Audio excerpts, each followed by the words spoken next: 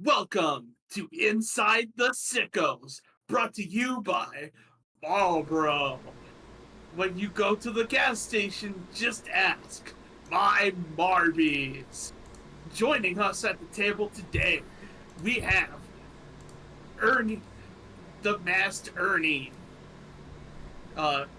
Kenny Man, fucking Taegan Barkley, and of course, Sausage O'Neill. I personally would have gone with Bear Barkley. Or Charles Barkley. Charles Barkley. Ah, fuck.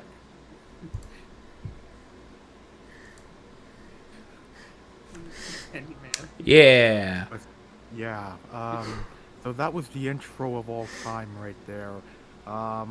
Listen, all I'm gonna say right now, just to give some more perspective on me, Michael Myers is in Vegas right now. We are trying to contain him, so if you hear anything about stuff happening in Vegas, that is exactly what's happening right now. Hello. Sorry if I flashed like 2 seconds of UNLV foot versus Boise State. I don't know why OBS didn't go to my primary monitor, which is what the football game isn't on. So, YouTube CEO, it was a misinput. I did not mean to show that. YouTube CEO, I am sorry. I'm sorry. It won't happen again, Susan. I'm sorry, current YouTube CEO. I'm sorry. I'm sorry. Who the fuck is Tony Hernandez, and why is he from goddamn Humble, Texas? What? And he sucks ass. Nothing. College football shenanigans. What? Oh, he's playing CF. Oh, right. Football. I knew that. No, you didn't. He said he was gonna. Never mind. Anywho, this has been a very, very, very, very, very wild week, and I am very upset that the Bears didn't play this week because I like the Bears and I like talking about them. And I don't like who did though? The Vikings. Twice. They lost. Twice. It's another one of those seasons. Twice. Did I mention that Sam Darnold looked mid? Twice. He looked fine. He did. He looked fine. Sorry, that's the 2003 and 2016 talking. It's okay. I mean, Yeah. I mean, I'll be. So I guess if we're doing this first, would you like to if we just start talking about like both Vikings games first, like just Yeah, sort of Might get as that out of the well. way. Live through my. Just honestly be like, well, that they looked good. They had chances to win. It's like, I get that, but it really feels like, the team that walked into the locker room in London just kind of left and never came back. And what we're seeing, what we saw come out of the locker room, starting with the Detroit game onward, just feels like a completely, totally different team, and a significantly worse one. Like, Brian Flores' defense went from like superstar defense to basically being non-existent. Like, what happened to the pass rush? It feels like we weren't able to generate any pressure on either Jared Goff or Matthew Stafford. Like, One thing to note, his blitz rates went down significantly from what they usually are. I think, was it like 36% calls? It was around there. Yeah. Yeah, that probably has something to do with it. Another thing is that Blake Cashman was out with an injury, so that may have affected why we did not get after Matthew Stafford as much. Also, I guess another excuse is, there really wasn't time to game plan around Puka Nacua and Cooper Kupp coming back in the same week. Which, I guess I get that, but you kind of gotta get prepared for anything, really. Kind of reminds me of how in 2021 the Vikings spent all their time practicing around how Dak played, and then they just got completely blown out of the water by Cooper Rush. And then at least Justin Jefferson has looked good. I mean, Yeah, definitely. I mean, especially that circus catch on the sideline against the Rams. Justin Jefferson is still doing Justin Jefferson things. So even though the Vikings have lost twice in a row, they still have Justin Jefferson doing what he likes to do. Yeah, and we still have like a TJ Hawkinson in the on standby. What really sucks is that Christian Darrisaw is out for the season now, which means it's going to be David Quesenberry stepping up as our new left tackle. I mean, he did fine in Denver. Or is that the other Quesenberry? I think that's the correct Quesenberry. It just sounds like a James Bond villain.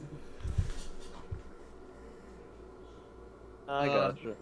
Look, my thing is with the Vikings, I still think it's way too early to click the panic button.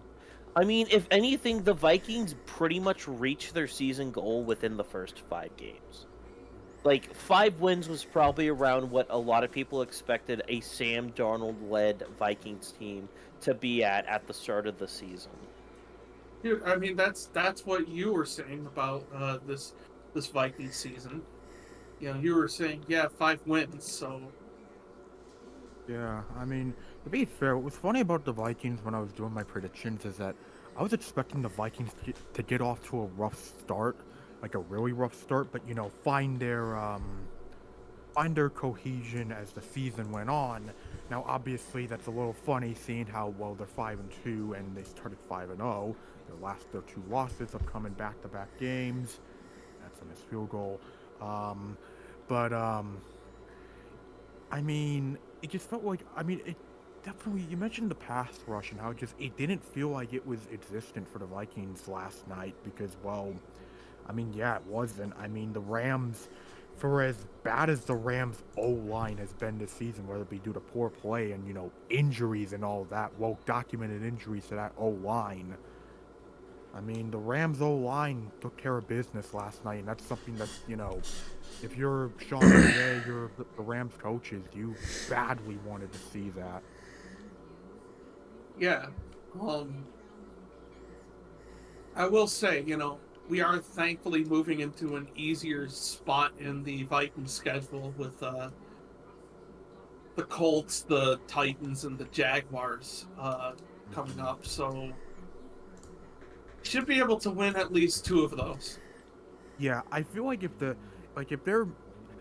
they don't win like 2 of those games, then it'd be like, okay, yeah, now it'd be time to hit the start looking at that panic button more anxiously. Like you're just looking at it like, oh, I don't want to click this, but I really feel obligated to hit this now. But yeah, I mean, especially for the Colts, if Anthony Richardson is starting, like that feels like a game that would really, like, at least quarterback style versus, like, the Vikings defense we're usually used to seeing under Flores. That feels like the kind of game where it could go really badly for Richardson.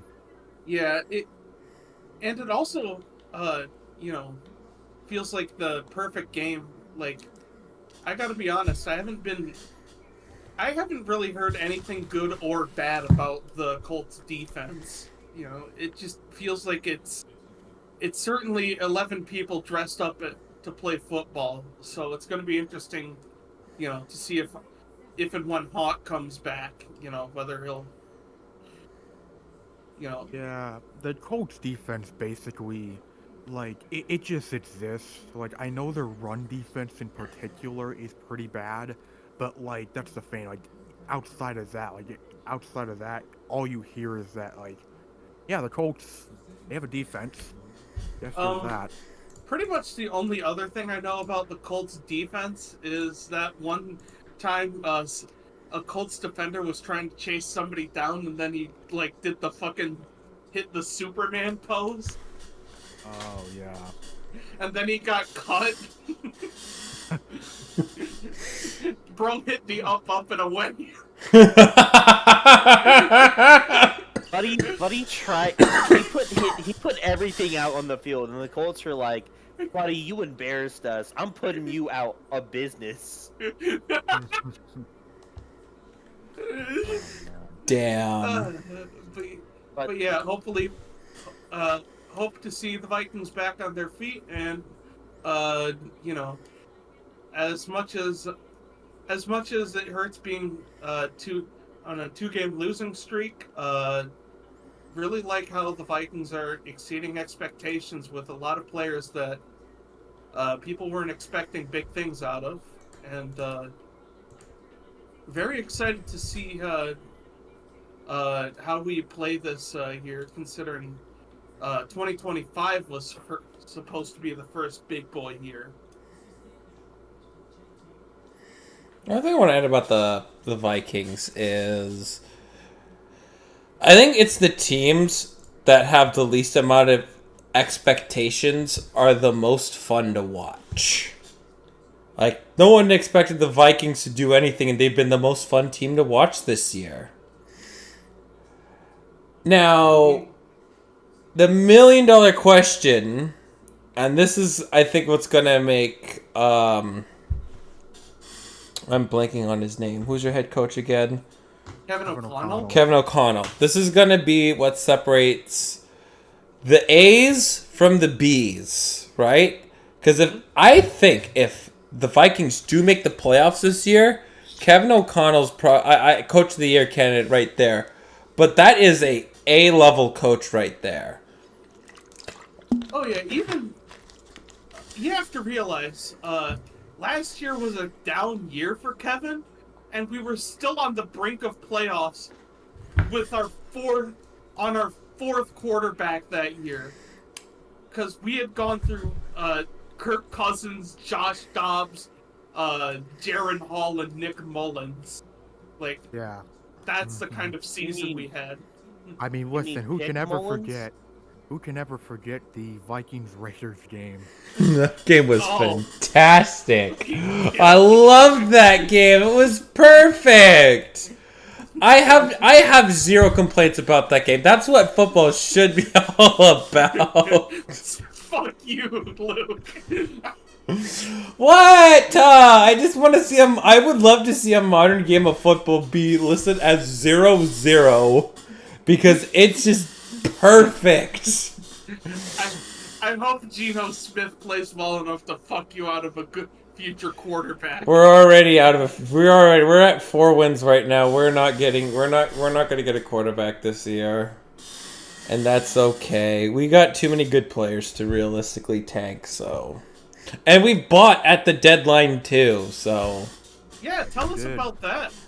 Well, it's really interesting, the trade. So let me pull it up quickly. Let me pull it up. Let me pull it up. You guys were bad at blitzing, and then you got a blitzing linebacker, pretty much. Yeah, I know. Just hold on. Let me get the names right. We get the names. With you, that's going to be a challenge. It's a challenge. Let me get the names. Please and thank you. It's all about the names.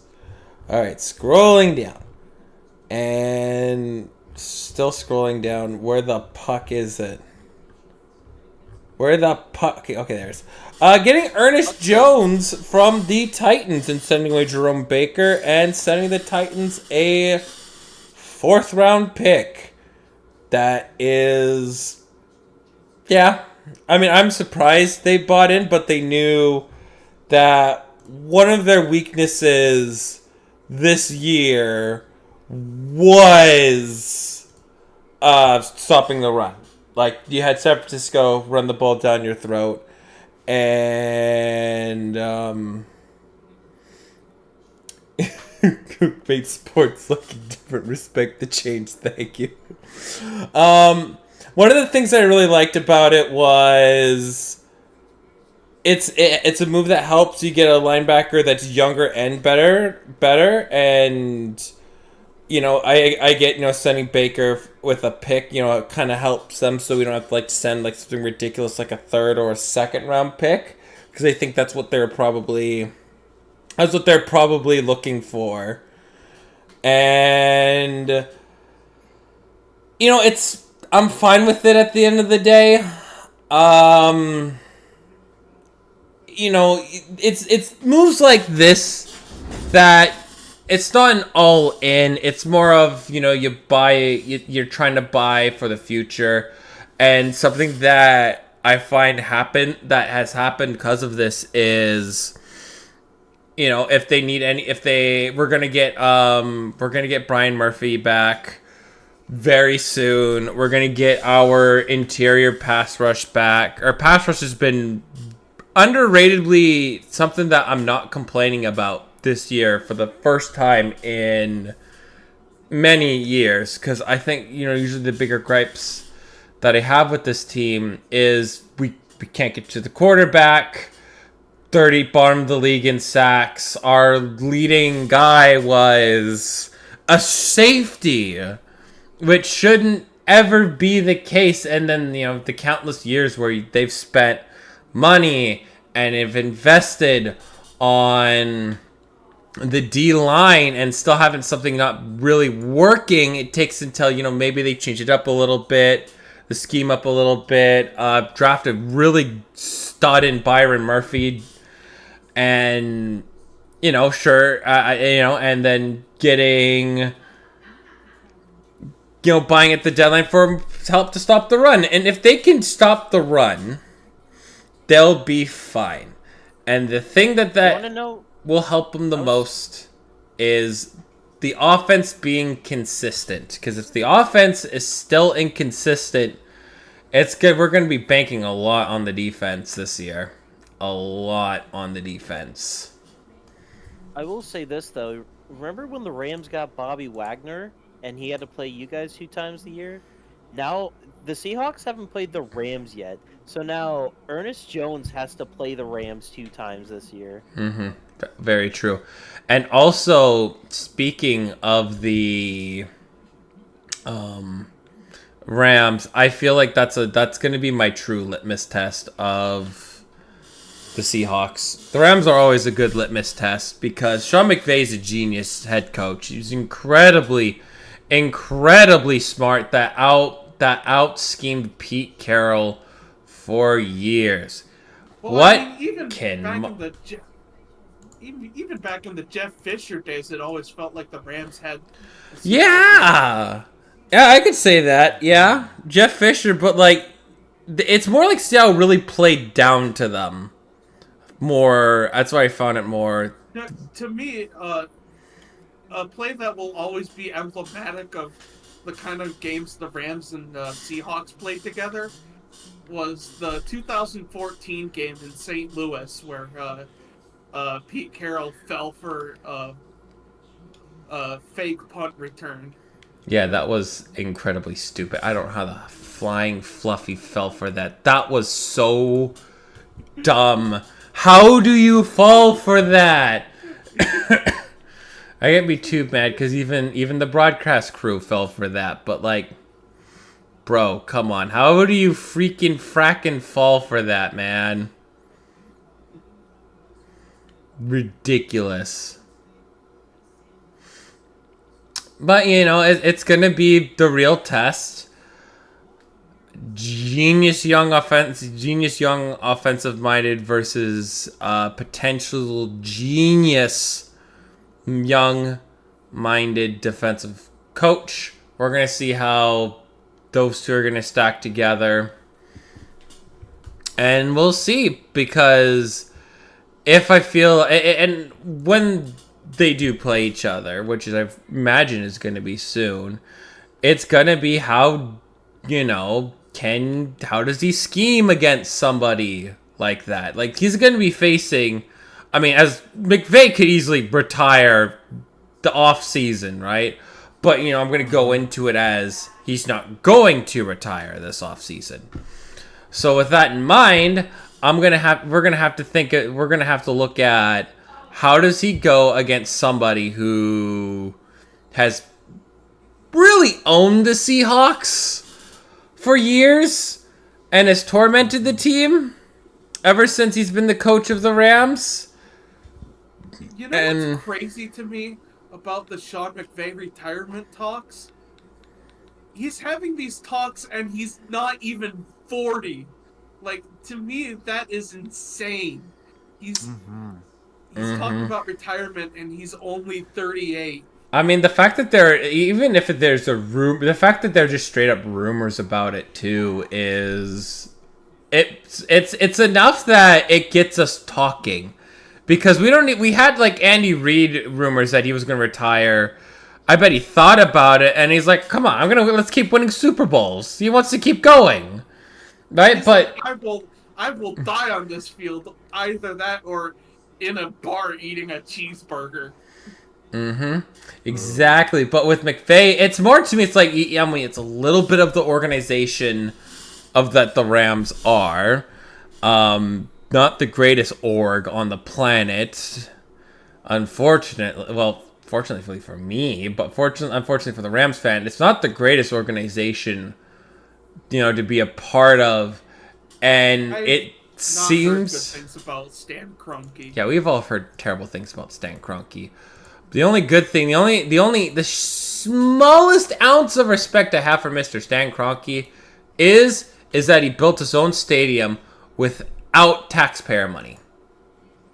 That's all he's getting out of me. The smallest ounce of respect is that he funded his own stadium. And because he funded his own stadium, that's the small, it's a little respect there that I get from, because I wish all owners would do that. At the same time, he was only able to do that because of some very dirty ways he made that money. You know, he's still an asshole. I still think he's a fucking dirtbag. Dirtbag all the way to the end, but... And I hope he rots in hell for what he's done. I hope all billionaires Especially to that one branch owner in Texas. Absolutely. But he's still a terrible person, all of that. But at the end of the day, he did build his own stadium, so that's like just a little bit. It's a little bit. You don't get to go to like the bottom circle of hell. You just get to go to like layer 3 or layer 4. Yeah. Still, fuck you, Stan Kroenke. But you know. Actually, when he dies, he's actually going to be stuck in the hell version of St. Louis. Just as an ironic punishment. I really hope St. Louis. I hope the NFL expands to St. Louis in the battle, and they become the Battlehawks. That would be the greatest. That is peak cinema to me. Nah. No, what it is it'll never happen. they'll You're right. You're what it absolutely is right. they're gonna fold the Panthers, and that'll be the Battlehawks. But seriously, can you actually think if the NFL expanded, like, you know what, let's bring the Battlehawks into the NFL, they would have there's instant brand recognition right there, with again, for a tier 2 football team, the average attendance, even for the dynasty that the Birmingham Stallions are going for, is about 10,000. St. Louis, majority every single week, they average about 35,000 people, versus Birmingham, who averaged 13,000.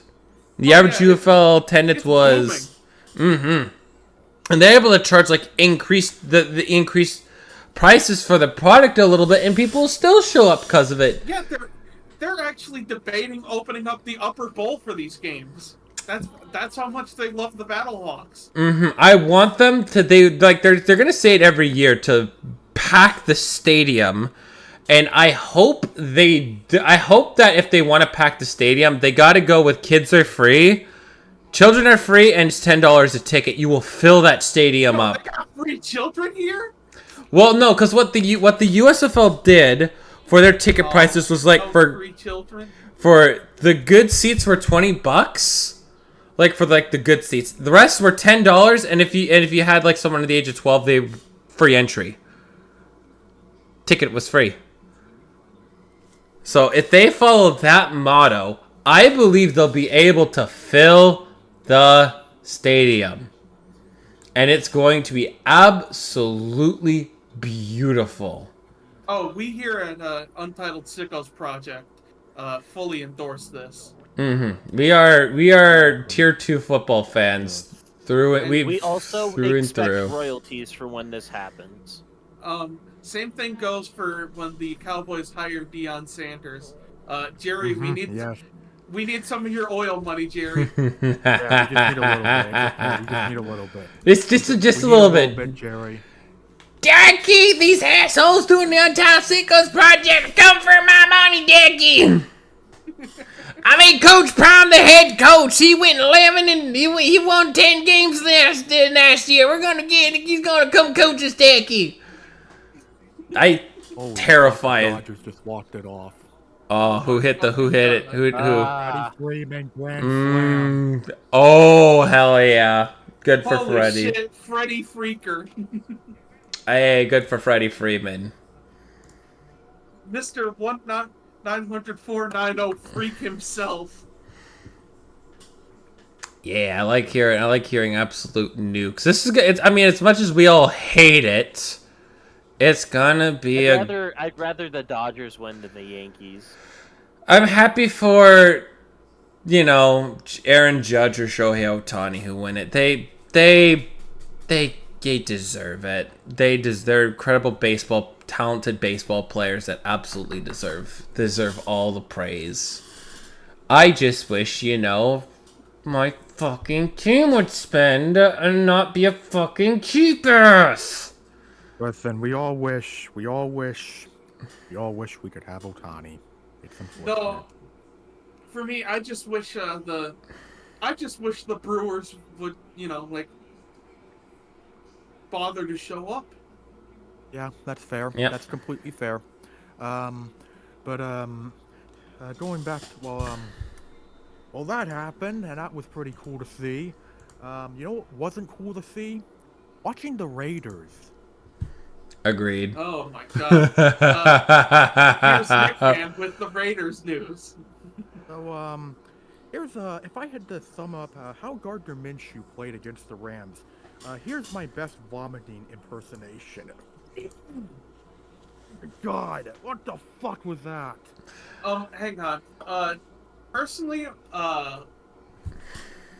when I try to get a good vomit take, or like a good puke take, what I do is I fill my mouth with water, and then, I spit it out while also going. Yeah. So put it all together, and you get something that kind of sounds a little something like. Yeah.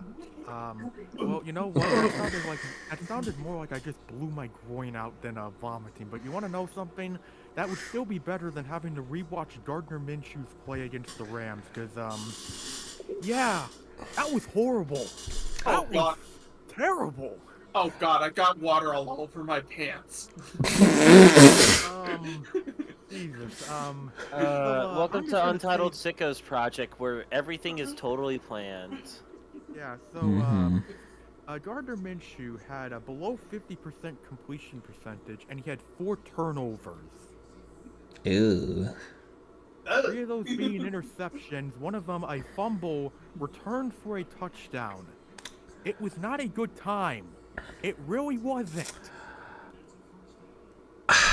What? Oh boy. I mean, I thought Minshew was going to do a lot better after what he did in Indianapolis, but like this is just sad. This kind of tells me a lot about what Shane Steichen can do, and also how bad Anthony Richardson is. And also, Luke Getsy is a terrorist. Yeah. And maybe why- Justin Field, why is and it? maybe Justin Fields got a little bit less credit than where it was due to make Luke Tired. Getsy look competent. I am tired of Luke Getsy ball. How did this dude is somehow much worse than he was in Chicago, and that is saying something. Like, oh my god, this is so bad. That speaks I mean, volumes, man. Think about it this way, though, like how bad was Luke Getsy for him to look not that bad and getting bailed out by Justin Fields? Like, how awful do you have to genuinely be for that? Well, I mean, same bail job was arguably happening with Arthur Smith, for a few weeks in Pittsburgh. I mean, the thing is, it's just with the Raiders. I mean, I've had another video planned on them. I'm saving it for next week because, well, one of the biggest headlines with the Raiders this offseason was the whole, what would happen if they faced the Chiefs again, and the whole Mahomes rule statement that was made by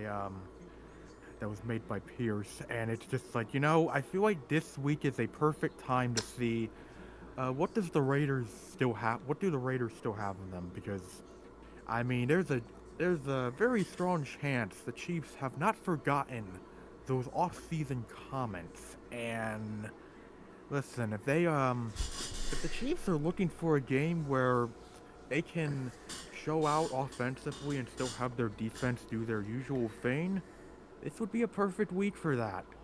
I mean, the Raiders are the team that the Chiefs disrespected so much that they did the fucking ring around the rosy play. Mm-hmm. Yeah. And honestly, like that really sums up the Chiefs Raiders rivalry for a lot of recent memory. Just that play right there. I mean, granted, whenever I think of like the Chiefs Raiders rivalry, I think of that play. I think of the Nickelodeon game where the Raiders finally beat them. What else do I think of? I think of that one moment from 2020 where Derek Carr looked like the Undertaker, and I think of that one commercial, that one really funny NFL commercial with the freaking Chiefs and Raiders fan, like with the freaking Christmas commercial. If anyone has an idea of what I'm talking about, you probably know which commercial I'm talking about. It was an NFL apparel commercial, if I recall correctly. Yeah, that Yeah, one. yeah. I don't know. I feel like a good way to summarize the Raiders post Al Davis is just one Jeff Saturday tweet. The Raiders look terrible today. That's every day. I mean, I feel like this year for the Raiders, I feel like there was expectations when there also wasn't going to be any shouldn't have been any expectations this year, purely because you don't have a franchise quarterback. You don't. Now you don't have a receiver, a top flight receiver anymore. You got a good tight end in Michael Mayers, but like I feel like they're You mean at Brock Bowers. sorry, yeah, Brock Bowers, my bad. They got Brock Bowers. That's it. Right? They're at square one of a rebuild. And this is what teams at square one usually will look like. And the unfortunate thing is for Pierce, he's probably done at the end of the year because he hasn't done a good job. But also, he doesn't have the talent to work with this year. Well, and also we have to remember now you have there's a Tom Brady-sized hole now with the Raiders now that he's filled that, and he is now part of the ownership group. I'm just wondering if maybe that will play a different role here. Just something to think about. Oh God, they're gonna hire Bill O'Brien. Oh God, they're gonna hire Josh McDaniels again. Oh Jesus Christ. Oh man. The Raiders aren't that dumb. I don't know. I mean, they're the dumbest team I think on the planet, on the most worst run football organization on the planet, and we live in a universe where the Carolina Panthers exist. I don't think that's entirely true. I think there are significantly worse football organizations right now. Not as bad as there's the Browns. The Jets are still the Jets. If you pay a rapist and he doesn't work out, you're instantly dead last. I mean, for me, it's like a ratio of idiocy to shittiness. The Raiders are by far like the biggest idiots compared to their shittiness. Yeah. I mean, honestly, the thing with the Raiders is I feel like, granted they did make the playoffs in 2021 along with 2016, but not gonna lie, the Raiders kind of feel like the New York Jets of the West. Like, they really do feel like it, in my opinion. They just have the same vibes of, like, just such a ridiculous dysfunctional organization, just input, week in, week out, year in, year out, and it's just, it just feels like whenever there's a little bit of hopium, it usually dies pretty quickly. And of course the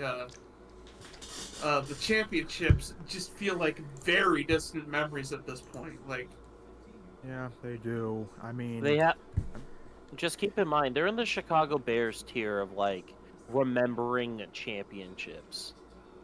Yeah, and honestly, with the Raiders, I'd even make the argument that if it wasn't for Caleb Williams, the Raiders and the Bears would be the exact same team. Yeah, probably. That would actually probably make a lot of sense if we didn't have Caleb. But yeah, I mean, just the Raiders. It feels like ever since they lost that Super Bowl to John Gruden, they have just constantly been just searching for something and not being able to find it, and it's just a repeated cycle that refuses to quit. And right now, really, the only thing you're looking forward to the Raiders, if you're a Raiders fan right now, is, well, can we out-tank other teams? Because, really, the Raiders... Yeah. Not the Panthers, though. Not the Panthers. Yeah, the Panthers, it was because of the win to the Ravens. That's why. That's gonna mess up any hope. I do feel like the Raiders, though, are a team that, they're probably just going to sell and all of that, and I mean, deservedly so. They really do have to, and honestly, I feel like, given this is way more likely to happen in the off-season, I feel like it would not be a surprise if, Max Crosby sees a similar fate to Khalil Mack. I mean, I don't think so. I keep on seeing everyone. I said off-season. I understand what you're gonna say. The problem is, I don't even think off-season. Look, here's my thing though. The Raiders, if they're gonna get a great offer, I'm talking, and I'm not talking 2 first-rounders. I'm talking beyond 2 first-rounders. Cause that's probably what it would take to, get Max Crosby away from the Raiders. they would listen to it. I'm not saying they're going to do it, but I'm just saying it wouldn't surprise me if Crosby goes down the same route as Khalil Mack if things, get interesting enough. Because it's just the Raiders are, let's be real, they're going to be entering a rebuild on top of a rebuild, on top of a rebuild, on top of a rebuild, on top of a rebuild. This is the state of the Raiders right now.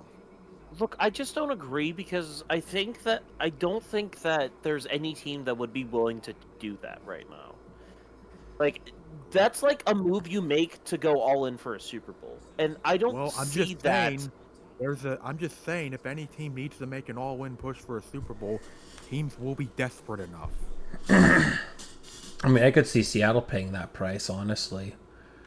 Get a massive. You want a defensive player like that badly. You want to go big in moves like this, especially Let's if get Jack Sawyer this draft. Yeah, I understand that, but if you need a guy, especially if, I don't know, your top defensive player just had his fucking leg get destroyed, then yeah, I think it's understandable. Now, obviously, that doesn't mean it's probably going to happen because the Raiders clearly don't want to, and also probably because of the fact that Max Crosby right now, outside of Brock Bowers, is basically the only player that really draws tickets for, draws any interest from the Raiders fan base. Not that Mark Davis could care, because let's be real, regardless of how many opposing fans are at the games, he's still getting the money, so why should he care? My thing is, if in the world of if, I would rather they just don't trade Max Crosby, because do you really think they're gonna hit on the draft picks that they even get? I'm just saying, the only way they do it is if they get like a ridiculous return. Yeah. Like someone is desperate enough and they see that offer and it's like, you know what the hell do we got to lose here? So you go and do it. But obviously, that's not a guarantee that someone will be desperate enough. But I don't know. The Raiders right now, your hope is basically just trying to tank for Shadur Sanders or Cam Ward. That's your hope right now, and you're probably not gonna beat you're not gonna. Oh, to be fair, they did lose to the Panthers, so you could have that tiebreaker, but it's gonna be tough to beat them. And basically, the other team you're watching right now is, Tennessee and maybe Cleveland. I mean, I don't think it's going to come down to tiebreaker in that case, because I think when it comes to the draft, it comes down to strength of schedule. But I get what you mean. I don't know. It's just I don't see why they would do it during the off season. If they did it, it would have to be before the draft, which. Oh, definitely. Definitely, and I know damn well they don't want another Khalil Mack situation where you're basically trading him like right before the season starts, and you don't want that to happen. It's just maybe a team like if teams are desperate enough, like Luke mentioned, Seattle, Detroit will always be linked to them because Max Crosby loves Michigan. A team like Atlanta, or God forbid a team like Philadelphia or something. It's just teams. If they want to make a big push, they are willing to do that, and they will trade what they need to get a superstar defensive player in Max Crosby. It's more of a question of what direction is the Raiders heading in, and the other point is also, how does Max Crosby feel playing for the Raiders? Because, look, he loves being a Raider. He is a Raider if there ever was one, but you could tell in interviews and all that, he does not want to go through another rebuild. He really doesn't want to go through another one, and who could blame him? Prime of your career, you want to put a ring, man. You have been one of the best defensive players in the NFL for many years now, and all you have to show for it is one playoff appearance. And of course, it is not Crosby's fault that the Raiders are an incompetent organization run by buffoons. But at the same time, that's going to frustrate you, because it's like, I am doing everything I can to help put this team in the best possible position. I am one of the best players in the league, and yet all I have to show for it is one playoff appearance. What are we doing here? You know what? You know what that reminds me of? What? You're gonna hate me for saying this, but didn't Dick Butkus have a similar career? Yeah, he did. He did. Which, I mean, yeah, that is a great comparison, though. Like, genuinely, like, he was, such a great defensive player, but unfortunately, he was really like the big, really the big people feared playing the Bears. Like, nobody feared facing the offense unless you were facing Gale Bears. Like, unless it was that, you were only worried about, Buckfist. You were only worried about him. But, like, it's just gonna be a wait and see, because it's like, the Raiders, it's hard to screw something up this badly, but let's be real. It's the Raiders. They have found ways to mess up badly. I mean, have you seen Mark Davis's haircut, for crying out loud? Yeah. It's terrible. Like, case in point right there. Like, if you need a simple breakdown of how bad can the Raiders be, just look at the haircut. Look at the freaking SpongeBob pineapple right there. Patrick, I swear to God. Squidward, we're in a fucking desert! Oh, God. Anyways, I feel like, honestly, I'm curious. Do you guys want to talk about... Real quick for the people at home, lower your volumes. I'll give you to the count of 3. Oh, 1, 2, 3. Okay, I warned you.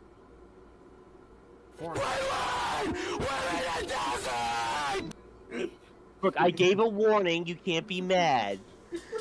Thank you for You should know I have it's through my audio, so I have the audio for soundboard like at half.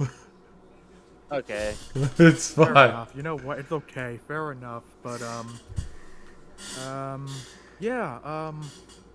Let's say there was a lot of celebration regarding a certain quarterback on a certain team this week. Not for the reasons you would expect for me saying something like that, but I think you guys can put 2 and 2 together as to what situation I'm talking about here.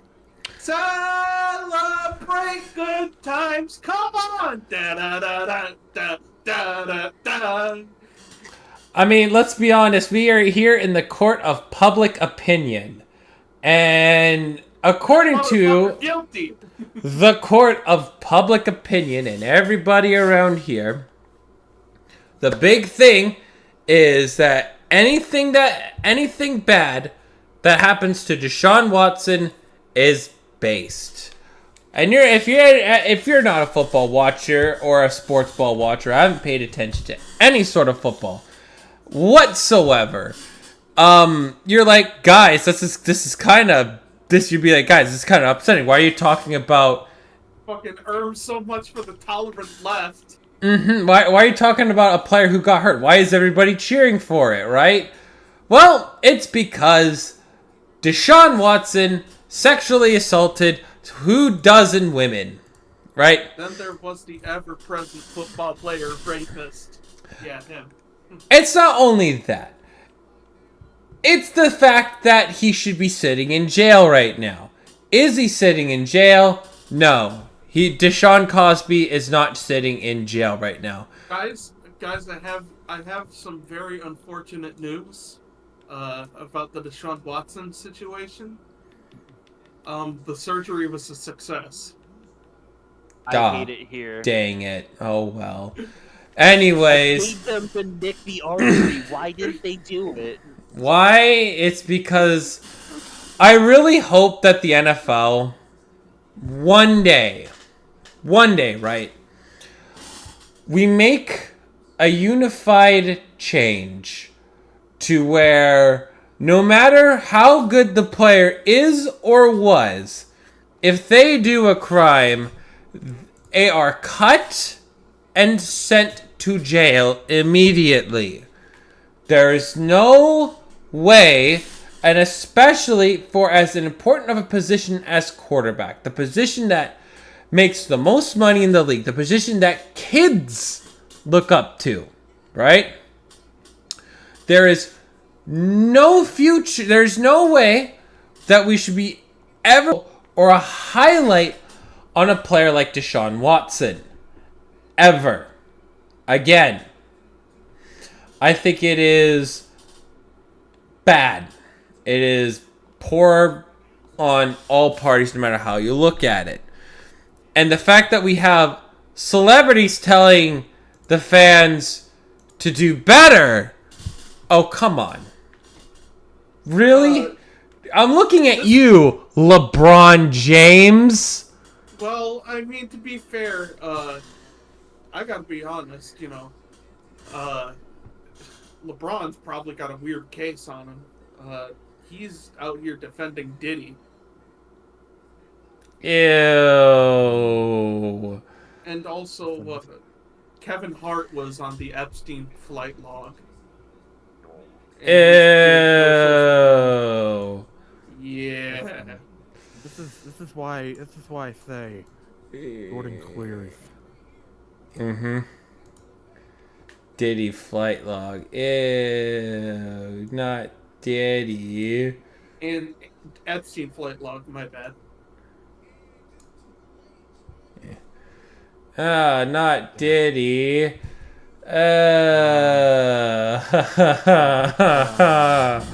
I think of Diddy and I think of all the terrible fucking brain rot memes that I have seen of it. No. And 60% of those are from Taegan. No, Taegan doesn't. I don't get anything sent from Taegan. What? Sorry, I was thinking of that awful fucking brain rot dinner video. Which one? Oh, there's been so many, he said, Spencer. The one where it's like they're like eating yellow shit and they're all like high pitched like Fred. Oh my god, I've seen those! I love that video so much. Oh my It's god. like, yeah!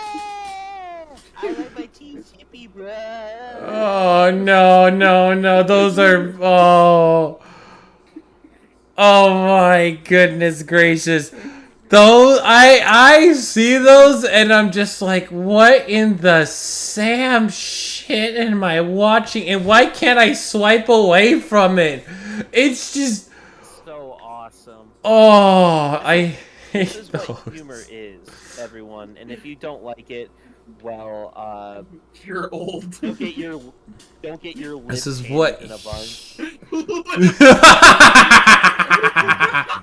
But then all I can say about it is like when I watch that, I feel the brain rot consume. It is consuming my brain, and it is live consuming me. That's just what you get when you watch that. Don't get me wrong. I am forever thankful that brain rot exists because without brain rot, I'd probably be pissed off 24/7.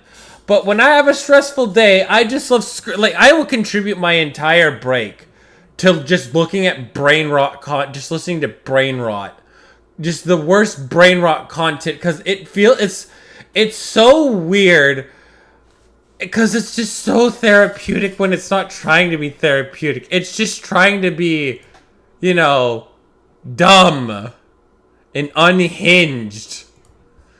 But There's more dumb in our society. we can't look away.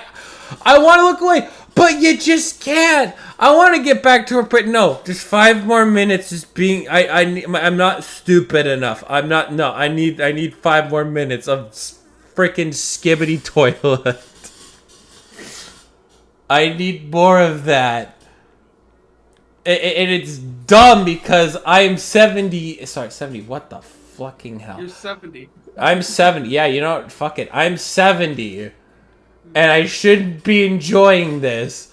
But here I am as an old man enjoying the disturbing brain rot content. I shouldn't be. Just say you don't fuck with Skibbity Toilet. I don't fuck with Skibbity mean, Toilet. Just say it. Bro rocks with Super Mario Logan. It's over. I have my own ways of relieving of, you know, decompressing from life, and you know, SML brings me. SML is like the weird. It's like a weird member berry of like, remember when like because he like borders on the line of what's okay to do on YouTube without getting your channel completely like nuked by YouTube, right? It like fringes on the line of that, and it really. And again, I compared it to SML because, sorry, SML. What the hell? Saturday Night Live, SNL, sorry. Saturday Night Live, where most of the time, it's pretty mid. But there's gonna be that time where the stars align and there's this just really funny video that he does. I agree, Ren. Brain rot is funny. Yeah, But I really like the part where Jeffy just starts barking like a dolphin. Listen, I know that brain rot usually gets associated with a lot of stuff y'all see nowadays, but like honestly, like when I think of brain rot, I also have to remind myself that, you know, stuff like ear rape is brain rot. Oh, That might yeah. be even Oh my more brain rot than, like, God. you know, like freaking stiffy toilet. By the way, speaking of brain rot, let's give it up for Stephen A. Smith for just completely destroying Hannity on Fox News. Funny, that was hilarious. That was hilarious. Like, bro, you want to be like this big old debate guy, and you're going against like the Juggernaut. I don't know what he was even thinking of. Why? Because Stephen A. Smith, like, he's been in the industry, like, even, like, sports, where, you know, if you go, I'll go up against man who doesn't know outside, who just watch sports, so he probably dumb as fuck. No. He's, and again, Stephen A. Smith is well-educated. You're talking about a man who has gone up against Skip Bayless for years. Like, he's had to hear Skip Bayless in his ear. Like he is prepared for that. He has gone through like literal war crimes to prepare for this moment. You're talking about a guy who has had to unironically argue on television why Lightning McQueen is not the GOAT of racing. He's prepared for your nonsense, and he's gonna look at you and go, "I'm ready for you. Bring it on." Like he's gonna be ready for whatever you throw at him because, well, gee whiz, he probably had to deal with probably one of the worst coworkers in history. Stephen A. Smith in politics before GTA 6 is crazy. Yeah, True. agreed. True, Ren. I agree. That is absolutely true. Because I can't believe we had that before. There's been so many things we've had about GTA 6, but one of the things that I absolutely can't wait for is to bitch about when the fuck Elder Scrolls 6 is coming out. I am going to have my turn at that. I'm going to have my turn with that. That's going to be my turn. Right? That's right. Shout out to Ren for actually watching us. Yeah, to What that. the fuck? This man knew we did content about a couple of days ago. Hell yeah. Always happy We for... got a super fan, folks. No. I don't want him to be our super fan. Oh, boo, Taegan, boo. I've known this man for a long time. He's gonna be the one, doing like an interview against us when, like, the Right Opinion does a video essay on the downfall of the Untitled Sickos project. You know what? It's gonna be we're gonna be the ones doing it. So also we shoot to 1 million subscribers like the next month, the downfall of the Untitled Sickos project. Hello and welcome to the Sausage Opinion, the home of a twat with way too much. Sausage won the Crossage Fossage.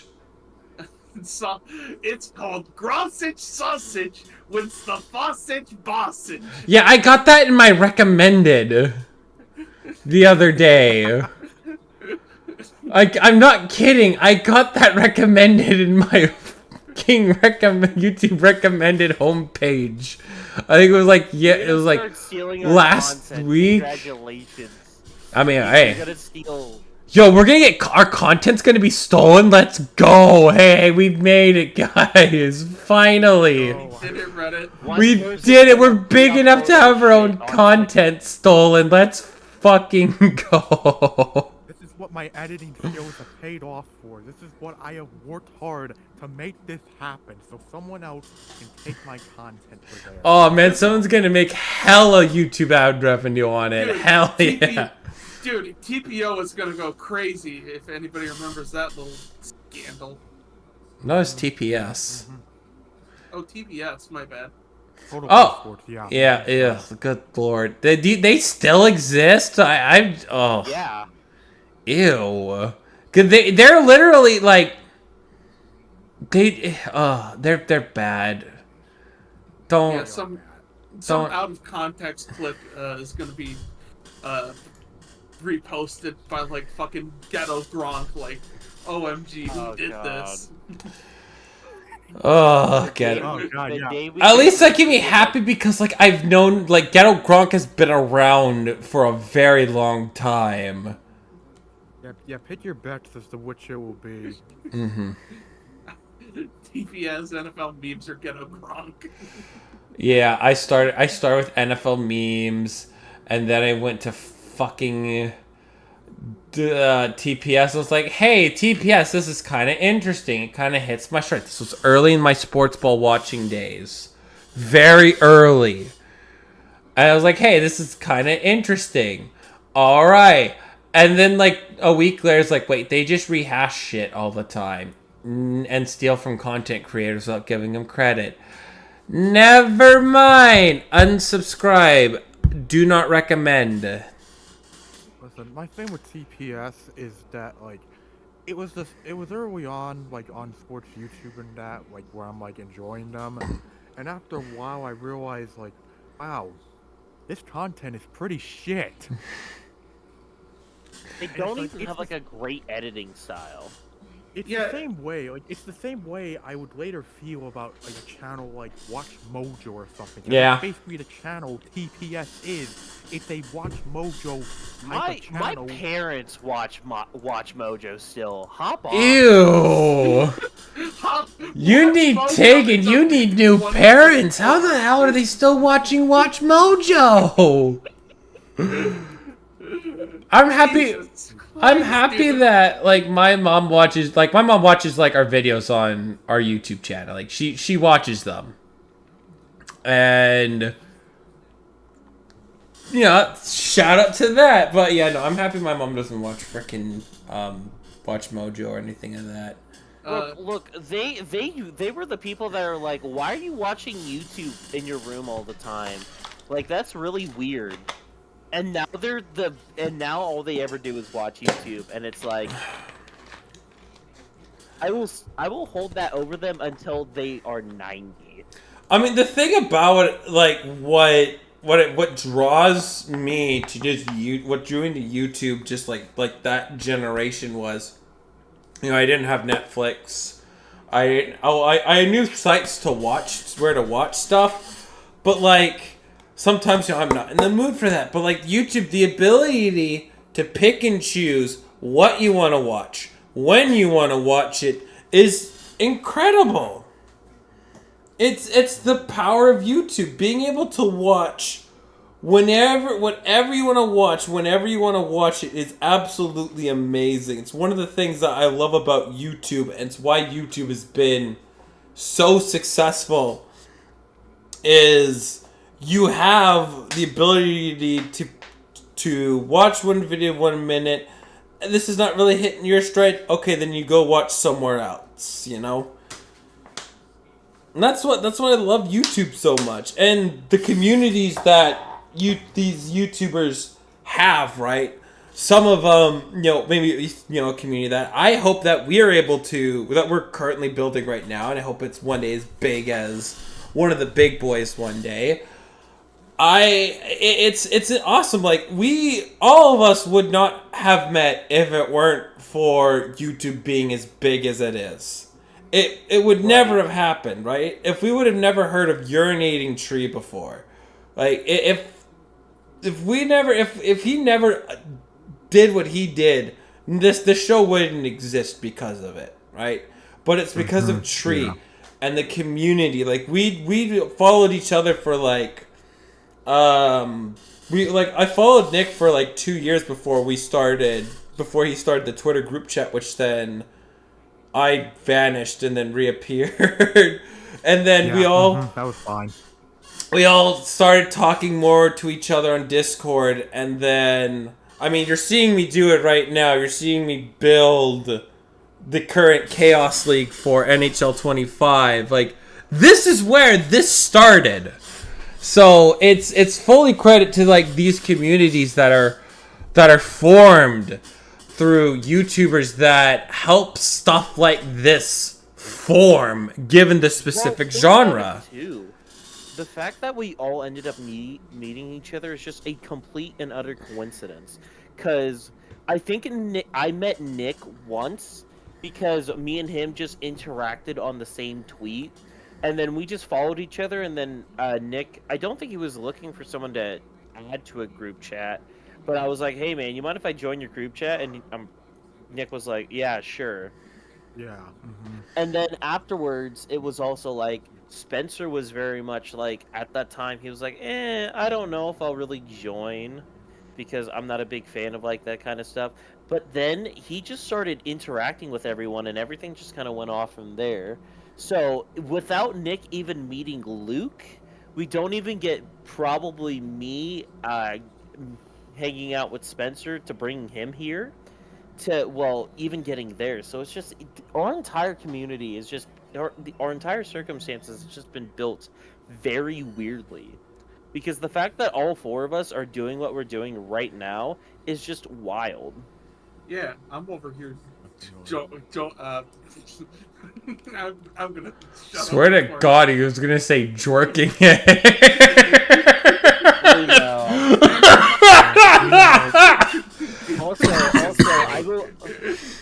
Also, I will say this. I'm so glad that I am banned from the Urinating Tree Discord server because I probably wouldn't have joined a Nickman's group chat if it wasn't for the fact of getting banned there.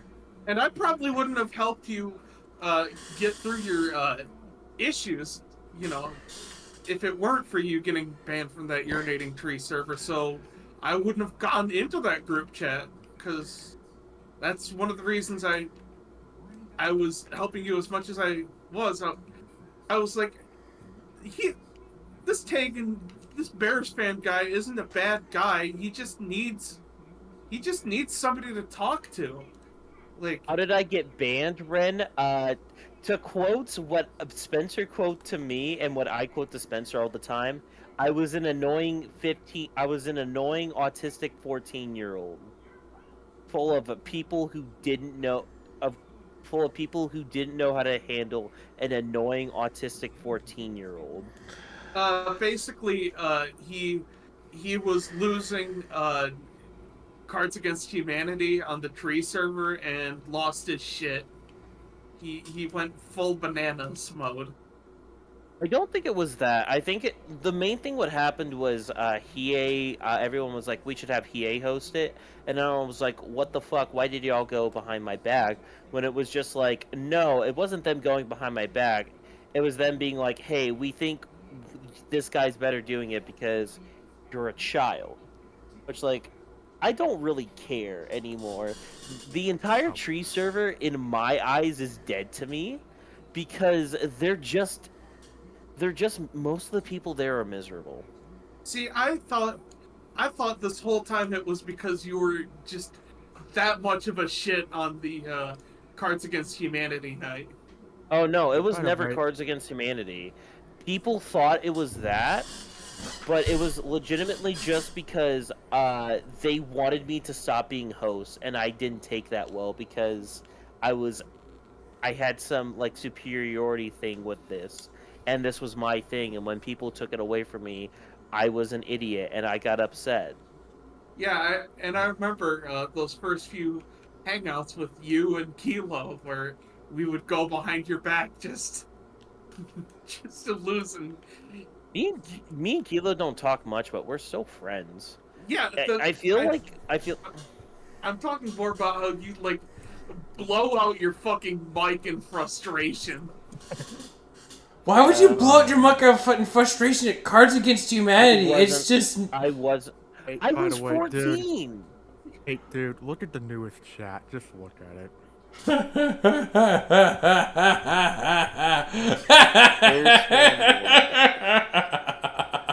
Look, I'm just saying, for the most part, the tree server, to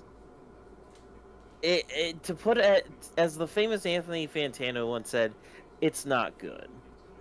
I mean, hey, I'm still in it. Like I've been in it after you got banned in it, and what? Yeah, I'm still there too. Yeah, I have a screenshot that I think sums it up well. Least overreacting U-Tree server member. That is the way that I can sum up the Discord server for anyone that is interested. It is a bunch of... It's just... I mean, granted, it's a server. Like, you expect overreactions and all that, but it's just... It's... A lot of it can be, like, just a bunch of brain rot. That's what it is. Well, it's not only that, too. I remember you were gonna when bring up the incident. No. Oh, we need to bring up that incident. I think we do. You know what? Why not? Before that, I will want to say this. I remember asking Nick to say, "Hey, Bears fan says hi," and I remember someone in the server said, "We didn't hate Bears fan because he was a Bears fan. We hated him because he was annoying." And I still think the fact of the matter that they think I was upset at them because they didn't like me because I was a Bears fan is one of the funniest things in the world. Because, like, in what universe would I care that you don't like the Bears? I think it's every universe. I mean, your name is Bears fan. I also just say this too. That server is just... It is soulless. Like, and I'm not trying to be mean. I tried injecting some soul, but... It's just... All I'm gonna say is that if they offered me an invitation back ever, I would not accept it. Yeah, so... Sam Darnold and Josh McCown. Hey, all I'm gonna say is this. All I'm gonna say, I looked up Bears fan on the server, and I said the last message I saw saying that was from Mr. Fox, who says, "Although I miss making fun of Bears fans." Mr. Fox, the guy, Mr. Nickelodeon. That's... You know what, Nick? You just Nick, got roasted by a fucking Nickelodeon employee, bro. Hey, Nick, how about you tell me more things that people have said while I'm gone? I feel like it's good to roll out all the people that have talked shit about me, because people seem to really forget that I can still remember what you say.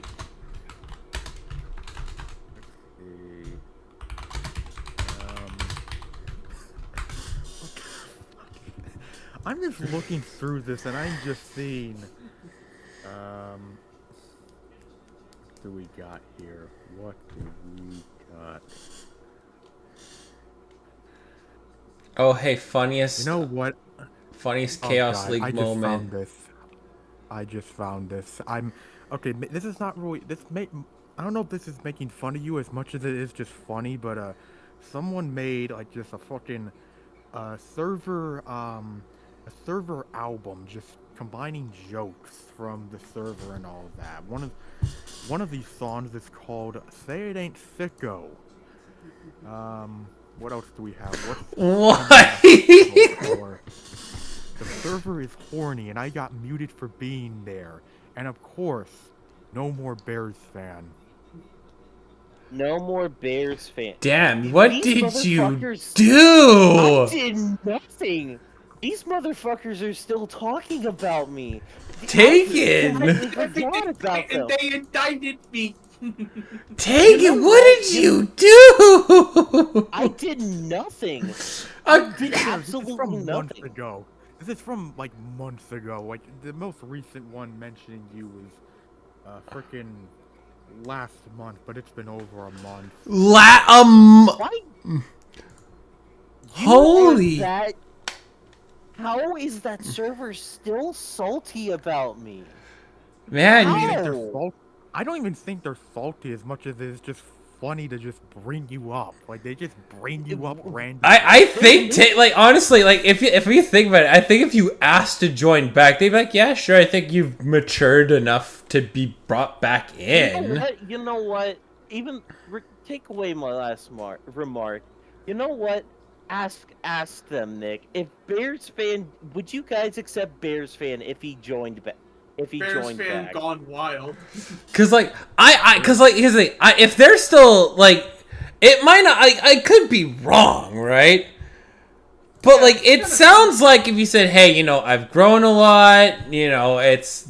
Listen, all I'm gonna say is I feel like the only time, like outside of that one time I mentioned you directly in the server that like I've seen you get brought up because of me is when I said that is when I told you that Bama doesn't like Weezer and you immediately DM'd him with a freaking something like Weezer is good and he posted that in the general chat like okay who told him? No, but yeah, you know what, Nick? Go ahead and ask everyone. Would they be welcoming back a Bears fan? Because if they want me back, I would be curious as to what all they've said about me. I don't know, man. He does root for the Bears. Yeah, that's true. Oh, That was my a bad, my contributing bad. factor last time. Nick, put it in the message. Be my messenger. Be my carrier pigeon. I mean,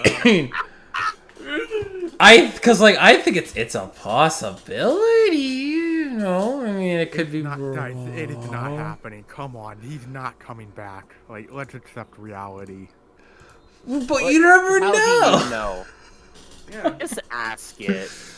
Listen, Just say, hey, Bears fan has really matured over these years. You think you let him He's back? really mature for his age now.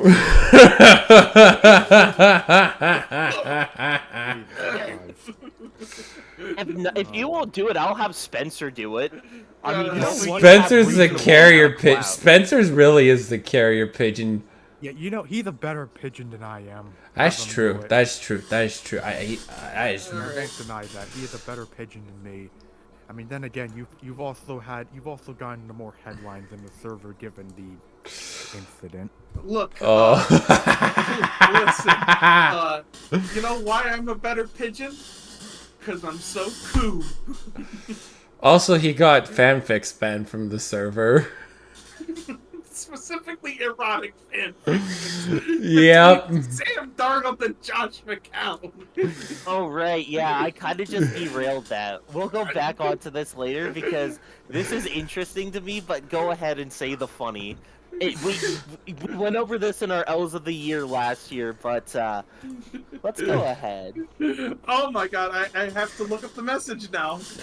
Just to... Oh yeah, oh my fucking god, that Oh. it's so funny too. It's like the perfect blend of comedy. It's like the fact that people had to outrightly be like, "Yo, this ain't gonna fly anymore," is just hits on all levels of funny. Oh god, what's the word I have to do? Fan fiction? I think it might have been like if you might have to scroll all the way up, but like that was hilarious. Yeah, it might be in announcements. Yeah. I'm scrolling. I am looking for it. Oh God, my where is it? god. I know it was Sonic who posted this. I know it was him who posted this. God damn it, where is it? We gotta find it. We got it. I know it was in 2023. Yeah, it was 2023. God, Oh where my is it? god. Oh, It's yes, here it is. I found it. October 1st, 2023. BSA, locale. October Guys and 30th? We're gals. coming up on the anniversary, Oh, yeah. guys. Guys and gals, we shouldn't have to say this, but apparently we do. Do not post links or excerpts from fanfiction smut. This includes if they are spoiled. If you do it, there will be an immediate timeout. Horny jokes are one thing, but posting actual smut stories is way too much. That is all.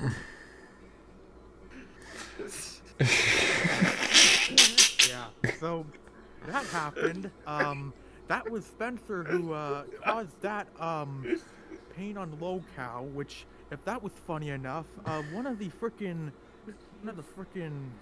I don't know if he's a mod or not, but frickin' Spencer knows what I'm talking about. Ketchup would decide to pull a big brain move and pain everyone right after this happened in general. And now you had hundreds of users just arriving, wondering what the fuck just happened, why am I getting pained? And then they look at announcements and they're probably going, what in God's name just fucking happened? Fun fact, if the Vikings make the playoffs, I will be doing a reading of said erotic fanfiction in the server.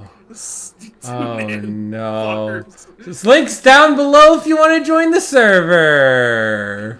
It's for Josh McCown, Sam Darnold smut fiction. Oh I dear. looked in Yeah. the general chat when that happened. Oh dear God. Oh boy. Yeah, you're My dear, honest lore dumps, you're man. just not a connoisseur like I am. Lore dumps. I love these lore videos because I feel like I'm learning so much more about my family. Man.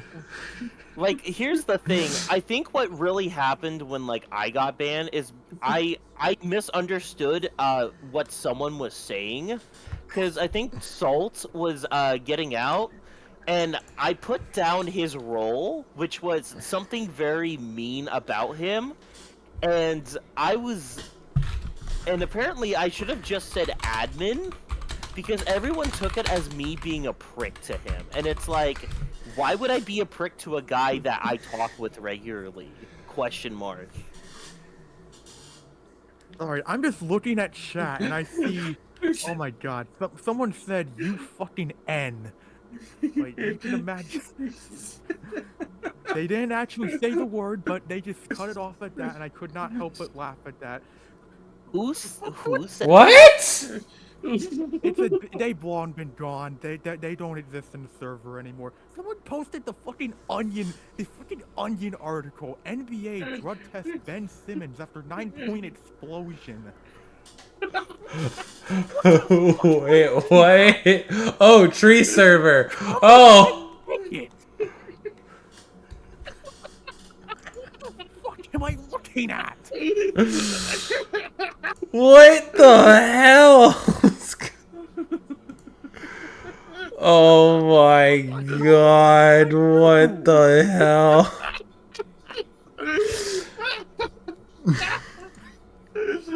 Anywho, if Man, I we're ever gonna somehow make my return we're to- gonna have to do this if we get big one year.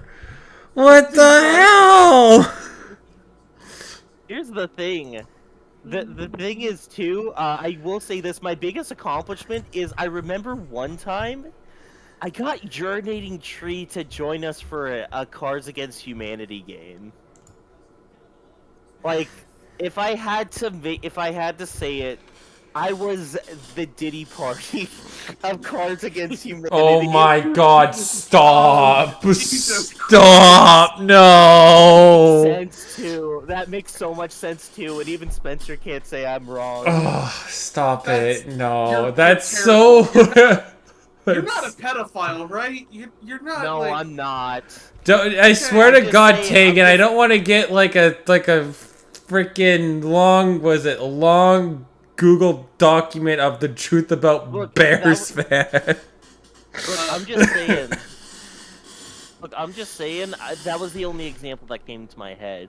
And trust fucking me, Jay Aubrey video being like the dark secret life of Taegan. you almost said my full name. Brother, you almost fully doxed me. Man, Spencer's I've been doxxed on this show. You can. I don't need my full name doxed. Well, you know. If we're trying to lighten the mood here, when I said that I found some out of context moments from that scrolling, look at the core chat if you want to see the most unholy shit that I have seen in a good while. Right after that shit happened. Oh my God, I remember that. He like fucking busted a nut on. What the fuck? Oh no! This server is completely screwed. They had a picture of one of the moderators shitting in their sink.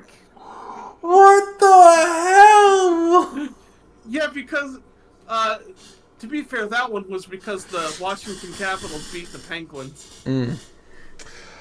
So Good lord, what the frick is wrong with some of these people? After that, Tex kind of became known as the sink shitter. What? Wait, what the? Wait! Wait, what? It was what? Oh my god.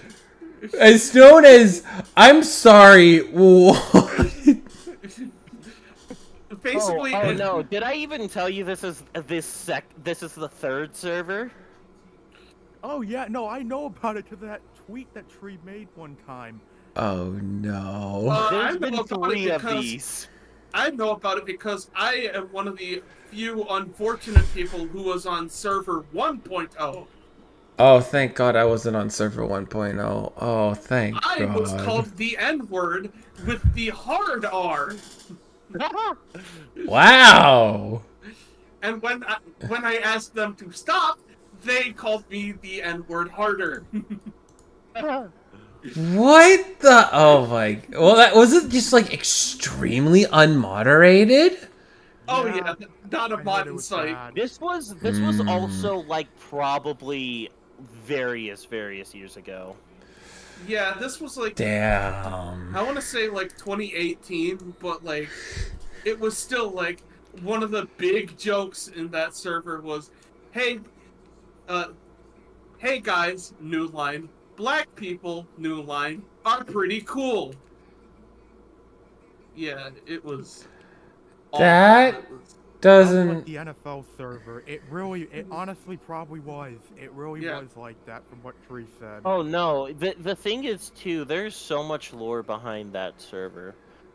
Like it is so wild what all has happened there. And the fact of the matter is, I got banned from there for being a child. So I think I was one of the more reasonable I think I was one of the less reasonable people to get banned. TBH. Yeah. Oh, honestly, from what it sounds like, yeah. What I remember most from server 1.0 is you know, being told to kill myself after the Wild lost to the Coyotes. What the fuck? It's just a gay hockey game, and why do people act like that? Well, it's because it's online, and you know, if you say something horrendous. I will say this. That's definitely indicative of like the first server. I will say with the current server and what I've seen, yeah, they are a lot more. It's better.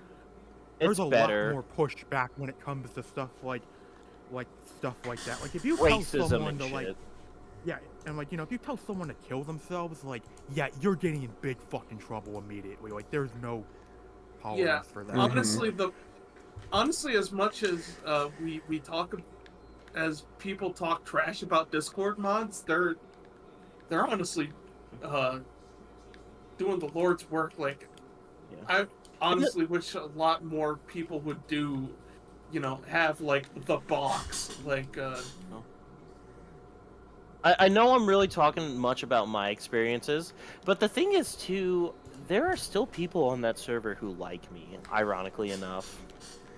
I'm not one of them. Fuck you.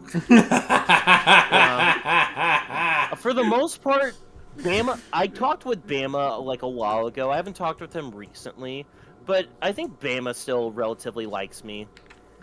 Sonic X, I feel like he has neutral opinions about me.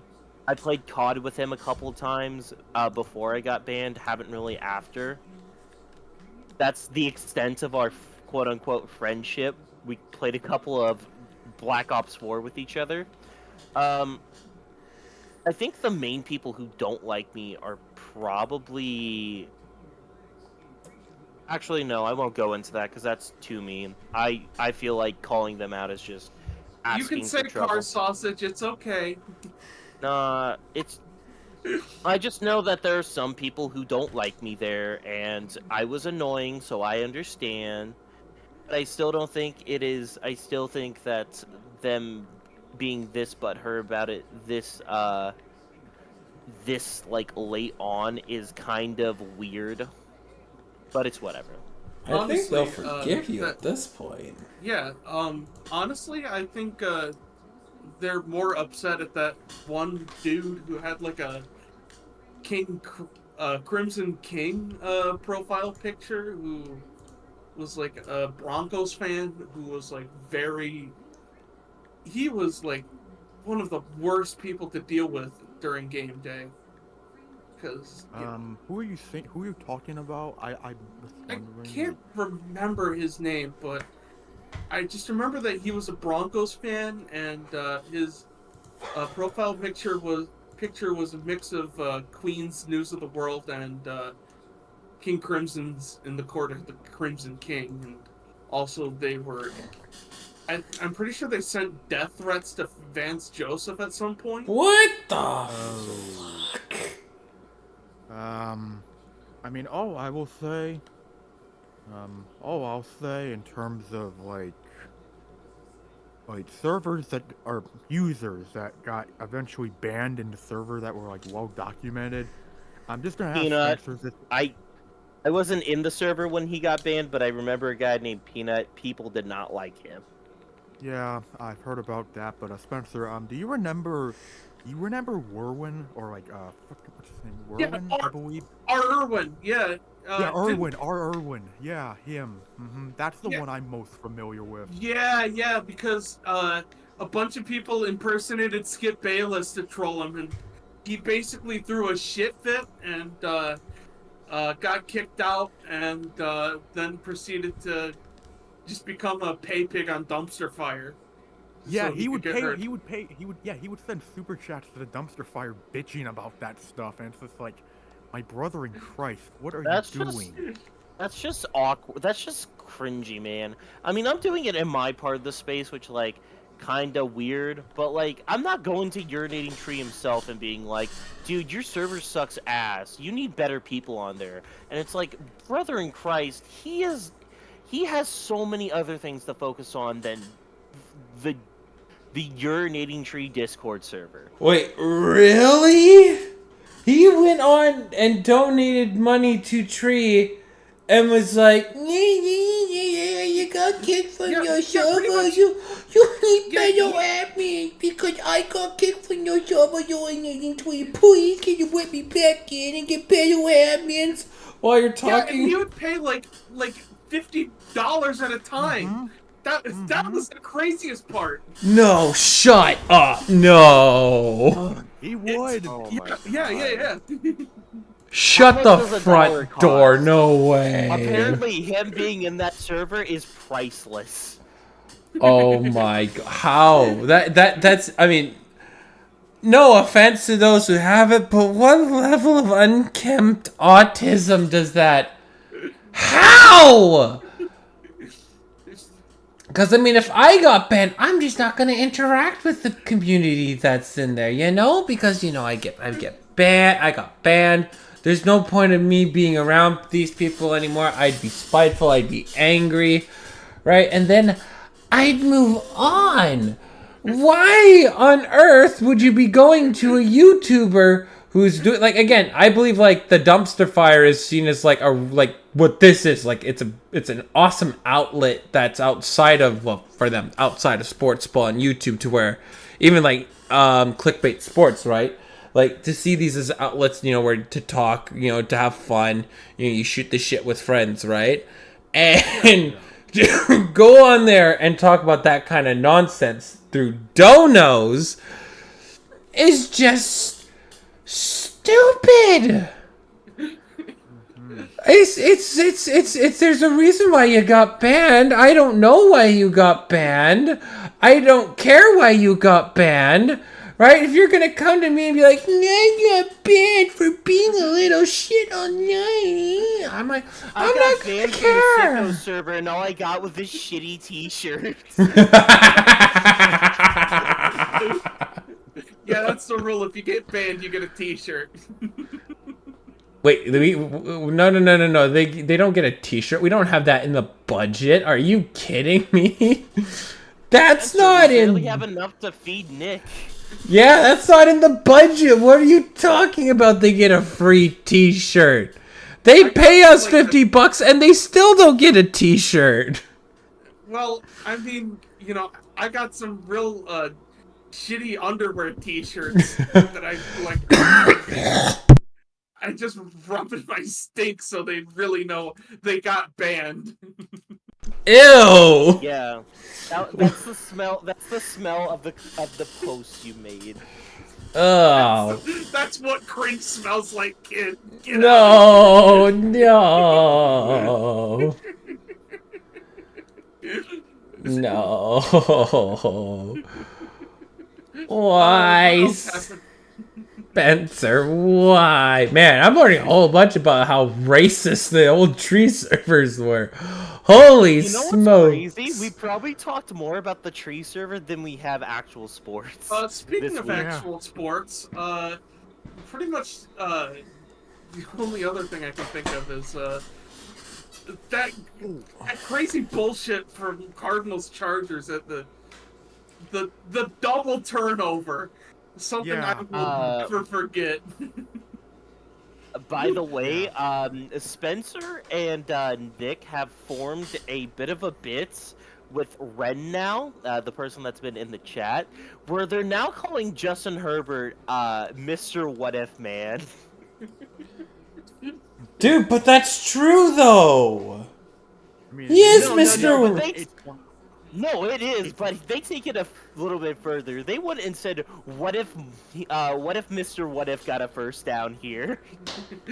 No, what if steps back to pass? And what if's gonna throw? Yeah.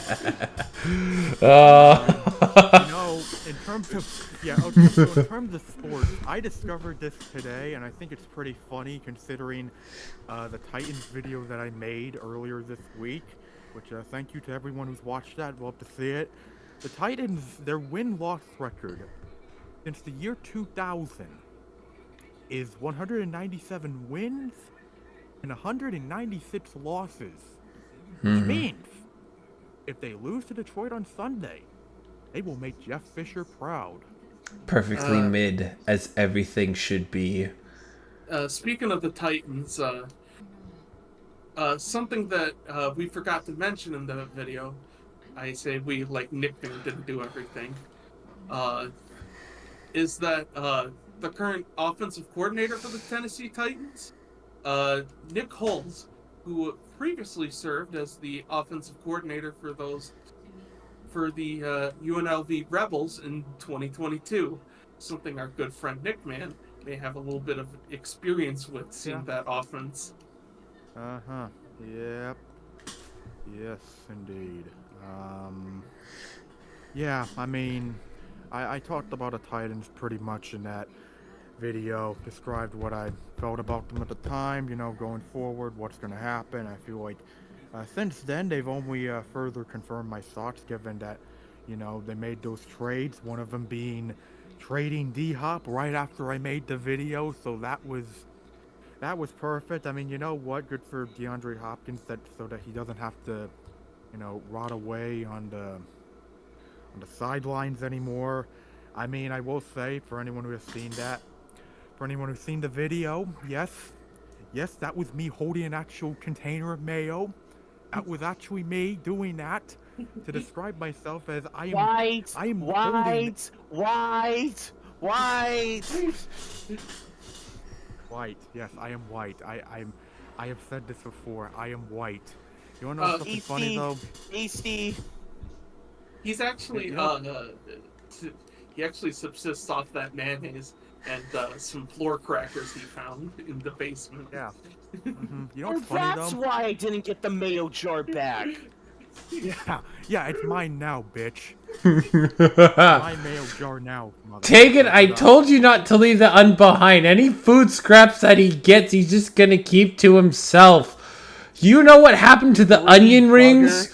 Do you know what happened to the onion rings I accidentally left down there?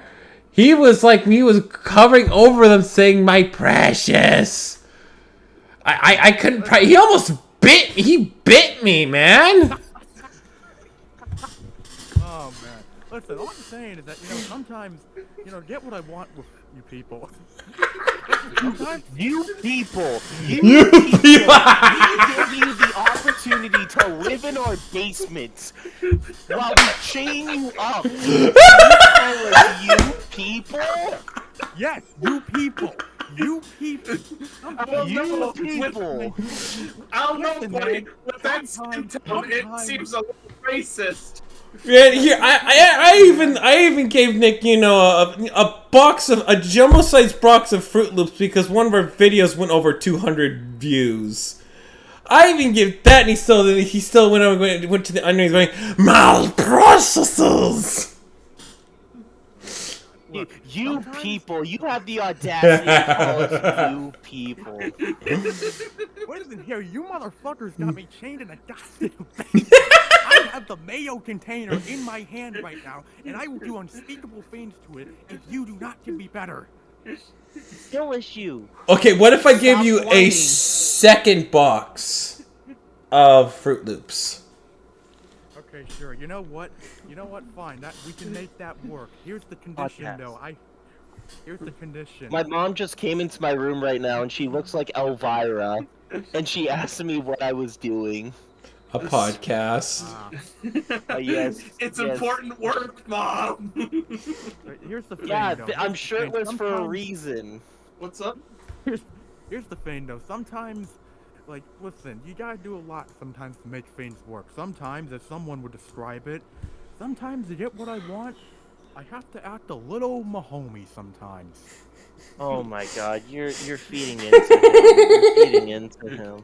Hey, he said it in chat, okay? I felt obligated to bring it into the stream. That is true. That is very true. It's called audience interaction, you hack. Have you never heard of it, Taegan? Come on, Taegan. This is No, the most. I've This heard is the of most active our group chat has ever been, and you're shitting on it. I'm not. I just know him, and You're- I yeah, know the vibes we give off to each other. You're kind of the way you're shitting on him. It's a little Mahomey, don't you think? Fuck. So, just go back to it though. I just love how it's just so perfect to describe Calvin Ridley's tenure with the Titans so far. It's like I am holding this jar of mayo, and I feel more useful to the Tennessee Titans than Calvin Ridley has been for this team. Truly. I think I'm gonna be completely honest. I think the mayonnaise that Nickman is holding has done more to contribute to the Tennessee Titans than Calvin Ridley has done. It's true. Yeah. Also, I can't believe that Ernest Jones is off again.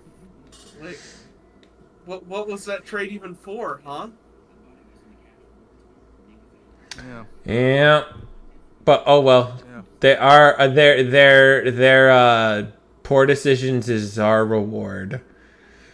It is our reward. It's how we benefit from this. This is the way life goes. And it's gonna do me great on Immaculate Grid. If there's ever a week where I'm like, who's played for both the Seahawks and the Rams? Okay, pausing this real quick because I just have to mention this. UAB is ranked 13. I'm in the year 2026. I've had UAB ranked a couple times. Army's also ranked as well. I've beaten. We played UAB that year, and we were ranked 1, and they were ranked 17, and I absolutely beat the fucking shit out of them. No, I get it. It's just Army is 75 overall in this game right now. Again, it's something about their. I don't think they update the rankings in Dynasty mode. I don't think they do. What's up? Now, Spencer, given you brought up granted, I know he didn't. I don't think he played an official game with him, or an official game with this team. But you brought up Immaculate Grid, and now all I can think of now is random players that just played for our teams, just random players that played for a preseason game for the Chicago Bears. I freaking remember when Victor Cruz played a game for us. I remember we had Terrell Owens. I remember when we had Brock Lesnar on our roster. Yeah. Mm-hmm. What's another random name to remember for the Vikings? Jake Long. We had that one year of what's the number one wide receiver in receiving yards? I'm blanking on his name. Jerry Rice. Oh yeah, Jerry Rice. Yeah. We had Jerry Rice for a season. Seahawks legend Jerry Rice. Mm-hmm. Oh yeah, that is weird. Topic for a moment. Completely off topic for a moment, but my mom actually gave me the chair from our living room that we have, and I have it in front of my TV whenever I use it, but I set it off to the side so that way I can watch it my TV when I go to bed. So I'm now referring this to the gaming cuck chair. I am now sitting in the gaming cuck chair. So Taegan, what's a random guy you remember being on the Bears? A random guy that I remember being on the Bears. If we're talking like kind of random-ish, Taylor Gabriel. But if we're talking true random, Roy Robertson Harris.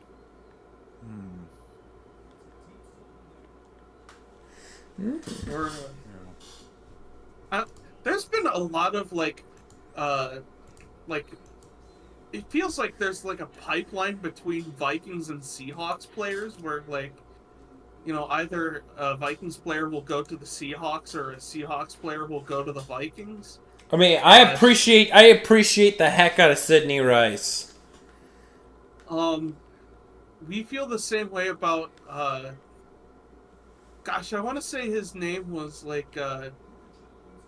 Heath or something. He was an offensive guard. No wait, Steve Hutchinson. Yeah, Steve. I remember Steve Hutchinson. Oh, he was a good guy. I remember him. Another one I remember is Sheldon Richardson. What else? We like Tavares. Tavares Jackson. He was the backup quarterback for you guys. Yeah, we started for 1 year. We still appreciated what he did. Even then, he might have started for Seattle if Matt Flynn didn't take the starting job because it was hijacked by a danger Russ Wilson. Huh.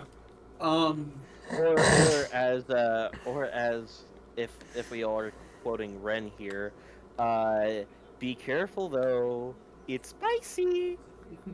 My God. It got to the point where I had to make that a soundbite in my server. This man is goated and so cringe in so many ways. Yeah. I swear. Another Viking Seahawks player I can never not remember is a guy by the name of Tom Johnson, but he didn't like that Tom Johnson was such a boring name.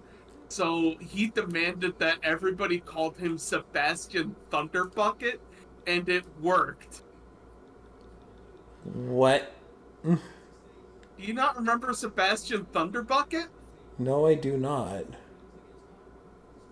Yeah, he was a nose tackle. Kind of a forgettable position, but unforgettable name. I mean, if David Miller was on here, he'd probably say, the fuck, it's Dane. It's not Dane Kirkshank. It was a wide receiver. He was tall as hell. I forget what David. I just forget what his name is. See, that's what should be one of our episodes, just reminiscing random guys with David Miller. That's more of like a video idea, but I think that definitely balls. Yeah. You know what? Balls. Something similar to that, like, like as an idea for like something in the future, like, maybe we should do our own who he play for. Oh Yeah. my god, Jeopardy style. Who does he play for? Or Legends of the Wrong Team, where we talk about players on teams that they are definitely not known for. Mm-hmm. Like Todd Gurley's illustrious legacy with the Falcons. Gurley! Orlando Pace on the Bears. Todd Gurley.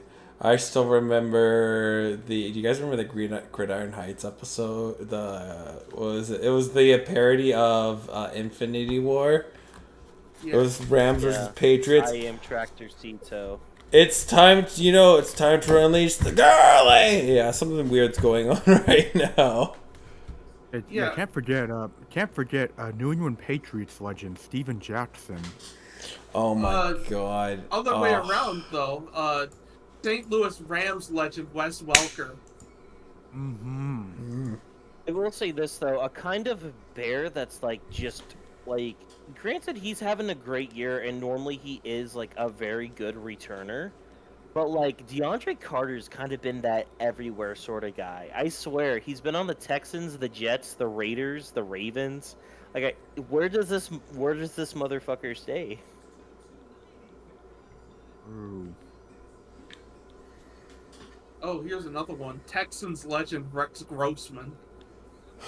Oh god, I remember him on the on the Redskins. I had to correct myself. He was the real Rex. He was the real RG3. Yes, he was. God, he played one game for the Texans. Remember Josh Freeman on the Vikings? Remember Matt Hasselbeck on the Indianapolis Colts? Oh god, yeah. Remember Matt Hasselbeck on the Seahawks? He was great for the Seahawks. What are you talking about? Smoking. Wait, what? Oh, I meant the Vikings. Because wasn't he on the Vikings at one point? No. Packers. If you want a quarterback that haunts me, Bears legend Caleb Haney. Ooh. God, there was the guy that who's the guy that like Cam Newton ended up replacing? Oh, right, Bears legend Jimmy Clausen. Oh no! Don't forget Brian Hoyer. Oh my god, Brian Hoyer. Oh yeah. Raiders legend. Ravens legend Jimmy Clausen as well, because he was the quarterback for the freaking mustard pants game. Yeah. By the way, Jimmy Clausen has to have the dumbest nickname I've ever heard. You know what his nickname was? Fucking Pickles. Yeah. He called himself fucking Jimmy Pickles. Crazy. You want to know who else that I kind of remembered? Matt Barkley, Bear legend. Mm-hmm. He actually won a game in Buffalo. Yeah, he did. Pretty sure it was against the Jets. Yeah, I want to say it was against the Jets too. I want to say it was during that weird, like, awful stretch of Bills games where they had to start a shit ton of quarterbacks. Derek Anderson was one of those quarterbacks. I remember. Yeah, Derek Anderson was one. Obviously Peter Meme was there. Yep. I want to say Matt Barkley was QB4 at that point. Oh yeah, and of course, um, never forget Washington Redskins legend Mark Sanchez. Man, I remember Washington Redskins remember- legends Sean Oh, God, Alexander. I have a story. I remember during that game, I was trying to be urinating tree, and I posted stories on Instagram of me watching the game, and I remember it must have fallen into the wrong hands, because the one thing I remember is I said the fucking butt fumble, and little did I know, I thought nobody was gonna watch it. Turns out, the next day, my wrestling coach, I love him to death. He says, "So how'd you like the Redskins game? How is it how is it like watching the fucking butt fumble?" And I was like, "Oh God, I don't want to be here today."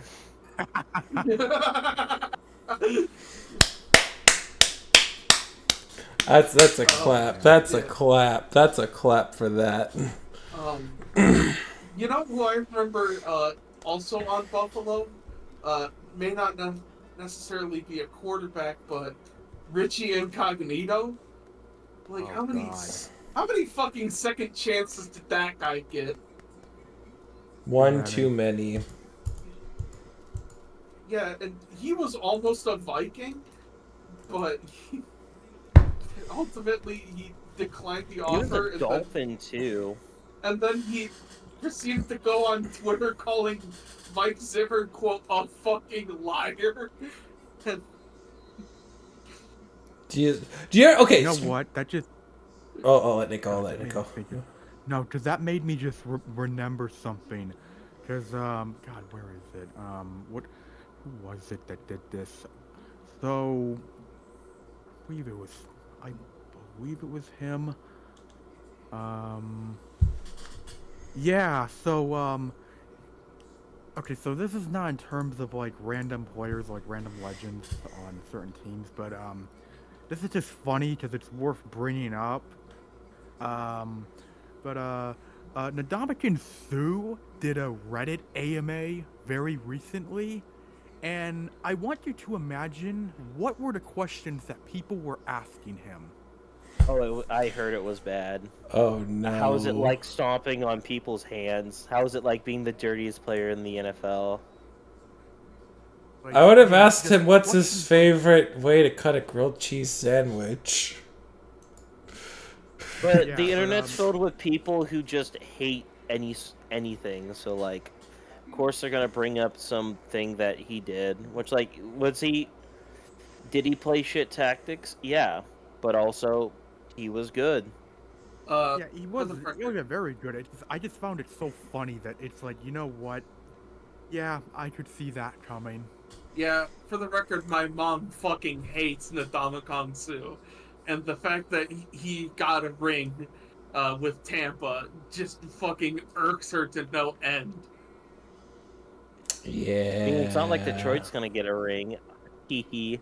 She was like, well, you know, bad people can get awards, I guess. I mean, look at Kanye West and all his Grammys. Oh my. Damn! As the resident Kanye fan here, that's fair. That's fair, sadly. Oh yeah, sounds like it's more than fair. Oh, I don't. Like. Yeah, my mom wanted to come on. Wanted to come on Thursday night to talk about how terrible she thought the Rams uniforms were. Maybe at some point, you know, we'll have her on to discuss the awful Rams uniforms. They look like. Welcome to the Sickos Mother's Day edition, where we all bring in our moms to talk, and they all wonder how did our children get this way. And then there's my mom just talking about uniforms. I feel like we do need to do a mom's edition of the Untitled Sickos Project.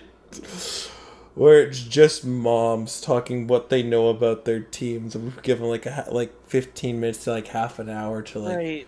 But shoot what they know. I'd have to talk about to my mom what a Discord is. I mean, I think I would try to get my brother to use his phone and connect Discord just to help. Because my mom was trying to figure out how to stream the game in Mexico, and I was like, make a Discord account. I'll stream it for you. Yeah, I did that when I streamed the Lions home opener against the Rams. I did that for my mom, mostly so we could yell at Chris Collinsworth together. She didn't know what a Discord was, and says making an account was too complicated. I'm like, oh my god, Mom, why? Yeah, you don't have. It's not complicated. It's pretty easy. I can even walk you through it. She's in here as Mom Sausage. Yeah, but maybe one day might get my mom on. Who knows? We'll see. Maybe during a slow part of the off season, we can have her on. To be like, rank these. Do like a uniform tier list or something. Maybe. I'll have to think of something. Just a thought for like. No, it's a thought, but I think that's something that would be really good for like your mom, but like my mom. Right, I'm would just be talking about specifically Mom Sausage. Yeah, Mom Sausage, absolutely. But see, what would be for my mom? My mom would probably talk about edibles and everything. She would get along great with Adain. I'm just saying. I don't want my mom and Adain to meet. Well, why? No, I like Adain. I like Adain, but like, I don't want Adain to give my mother ideas about edibles. I really don't. Also, my mom refers to Weezer as the half Japanese girls band because she heard El Scorcho on the radio once. What the hell? I think we should start thinking about wrapping it up pretty soon because it's 1:13. Well, we can wrap it up the only one way I know how. Ladies and gentle germs, it's time we hit live pick'ems. Live pick'ems, wow. Wow, we haven't done this. We haven't done this in ages. So it's a return to tradition. What's next? The Sickos weather report? No, never. Oh. Sorry, we killed it. We killed it in the barn. All right, now we have the last two regular season CFL games. The last two. Playoffs start next week for the CFL. Anyway, so the last one, we've got Winnipeg versus Montreal. I will take Winnipeg because I'm assuming Montreal's resting their starters. And I'm going to take Winnipeg because, dang it, I like Winnipeg. I can't fault a team with winning their name. Yeah, I'm following y'all. Give me Winnipeg. Fair warning. If we choose unanimous like this and they end up losing, they will be a gravestone next week. Ooh, gravestone. Ooh, gravestone. Okay, we got Spookos project coming back. We got Calgary versus Sask. I was about to say Cal. No, Calgary versus Saskatchewan. I will take Saskatchewan because they kind of need to win this game. Yeah, give me Sask your mom, or however you say it. Yeah, same here. Give me Sussy Baka. I mean, Saskatchewan. Sussy Baka. What the fuck? My favorite Canadian project.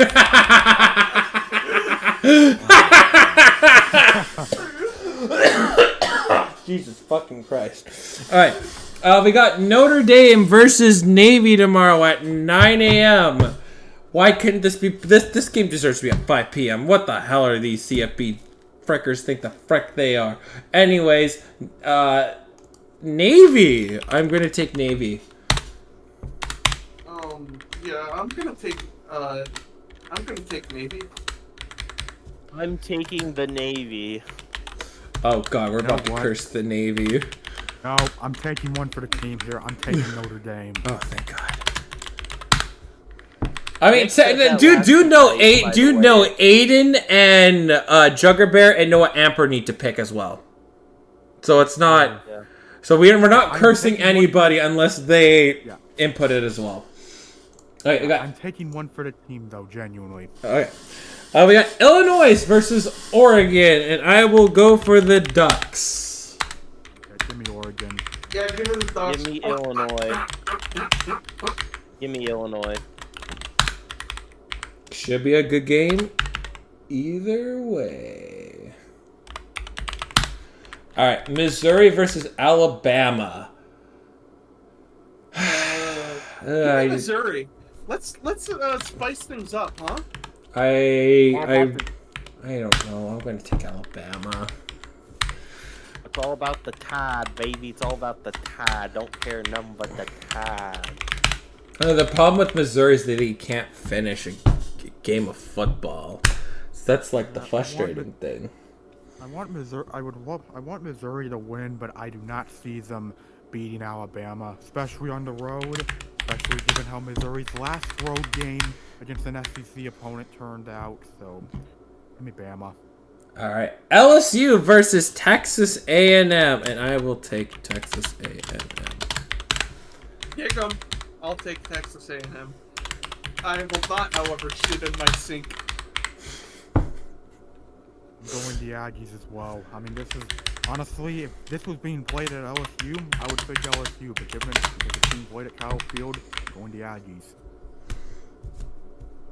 Give me LSU. All right, and Nick, pick 2 NFL games. Alright, let's see. I will pick the 2 NFL games. I remember when I was picking 2 NFL games and I was in last place. Yeah, but you're Even not though in I'm last still in place. You're not in last place anymore. Yeah, let's see. Okay, which games do Aiden is in last place. Aiden? Yep. Yeah. Huh. Okay, so 2 games I will pick. First one, Eagles-Bengals. That's the first game I will pick. All right. And second game, the lowest spread here. Alright, second game, Falcons-Buccaneers. Ooh. Okay. Eagles-Bengals. I'm feeling the Bengals. Yeah. Yeah, give me the Bengals. Who day? Actually, that's hard. That's hard. Cause like I want to say Bengals, but they're just so unimpressive. But like this is the game that's like, oh yeah, the Bengals. So why are we ever counting the Bengals out? So you know what? It's less that I think the Bengals are good, and more so that I think the Eagles are bad. Yeah, like this would be like a game where it's like I could see it like being like 20-19, the Bengals win, but it's like it's also a game where you could see like the Eagles winning that with that score as well. But like I could also see the Bengals just beating the ever-loving piss out of them. Give me the Bengals. Okay. Quite honestly, fuck Nick Sirianni. All right, Falcons, Bucks. Bucks. No, Falcons.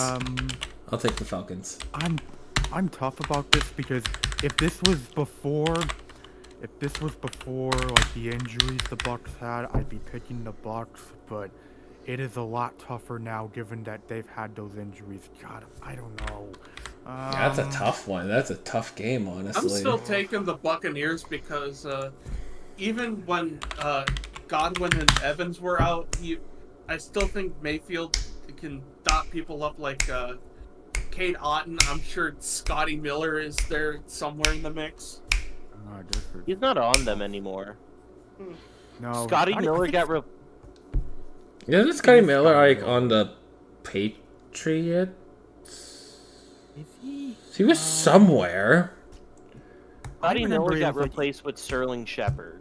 He's in Pittsburgh. That's my. Oh right, yeah, Pittsburgh, Yeah. right. I just remember him from the NFC Championship game against the Packers, where he had that amazing catch that kind of sealed the deal at halftime. Yeah. I expect it's gonna be close, but screw it. I'll pick the Falcons. Screw it. I'll pick them.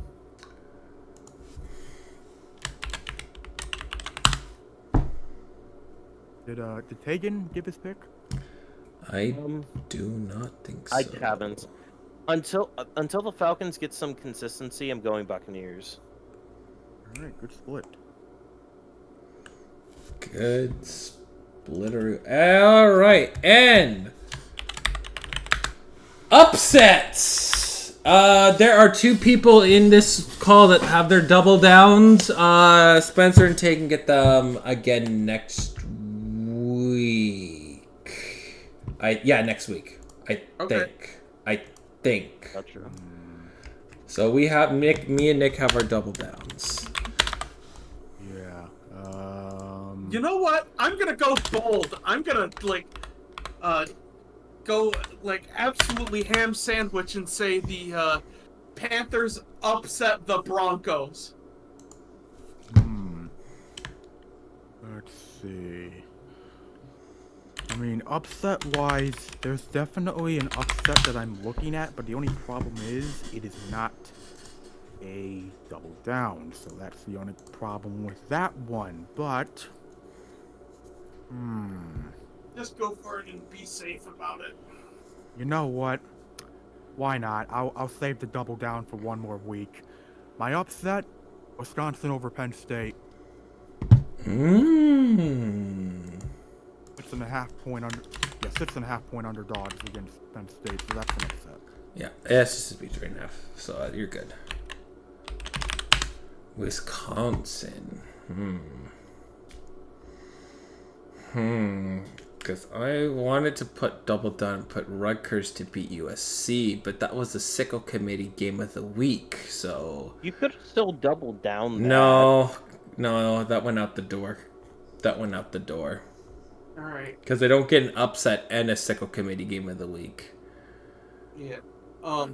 So who's your upset? Why do I want to yeah, say we still- Vanderbilt over Texas? Knew it. Texas isn't back. If he rolls with it, I will roll with it. No, If you go Vanderbilt, I'll...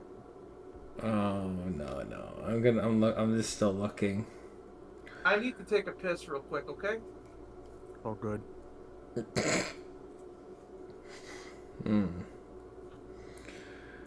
As much as I want to say Vanderbilt, I feel like this is the one game where Quinn Ewers just fucking destroys somebody, you know?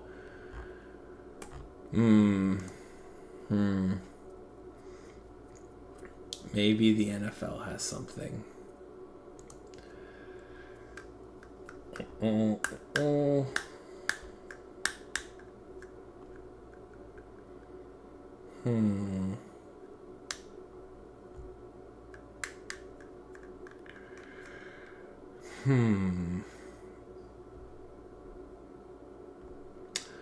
I will take...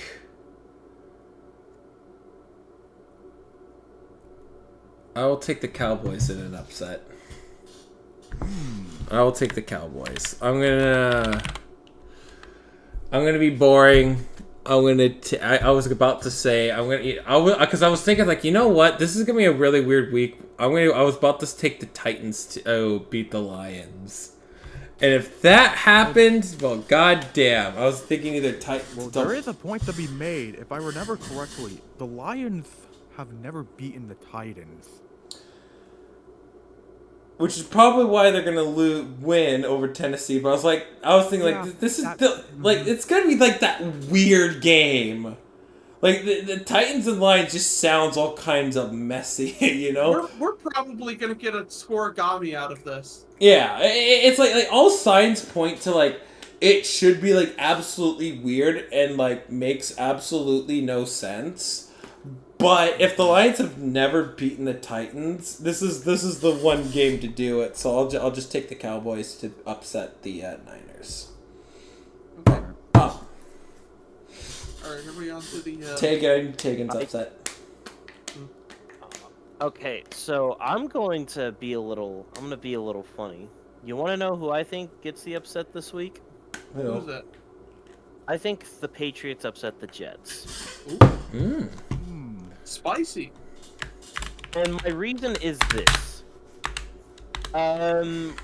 Drake May looks infinitely better than Mr. Jacoby Brissett. And I think as long as someone else has a competent quarterback on the other side of the field, the Jets cannot beat teams. They have to rely on shitty quarterback play to win. So, I think Jets win. I think Patriots win this. And unfortunately, I'm going to be super boring with my wild cards. I'll take the Green Bay Packers and the Baltimore Ravens as my wild cards. My wild cards are gonna be the I'm gonna keep it in the division and say it's gonna be the Chicago Bears and the Detroit Lions. Keep it in the family. I'm gonna take. Taegan, go ahead. Can I take WIU? No. No, that's not how this works. Sorry. I will only take WIU if the spread was under 3.5. I will. I guess for wild cards, then I will take the Bears, and I will take the Steelers.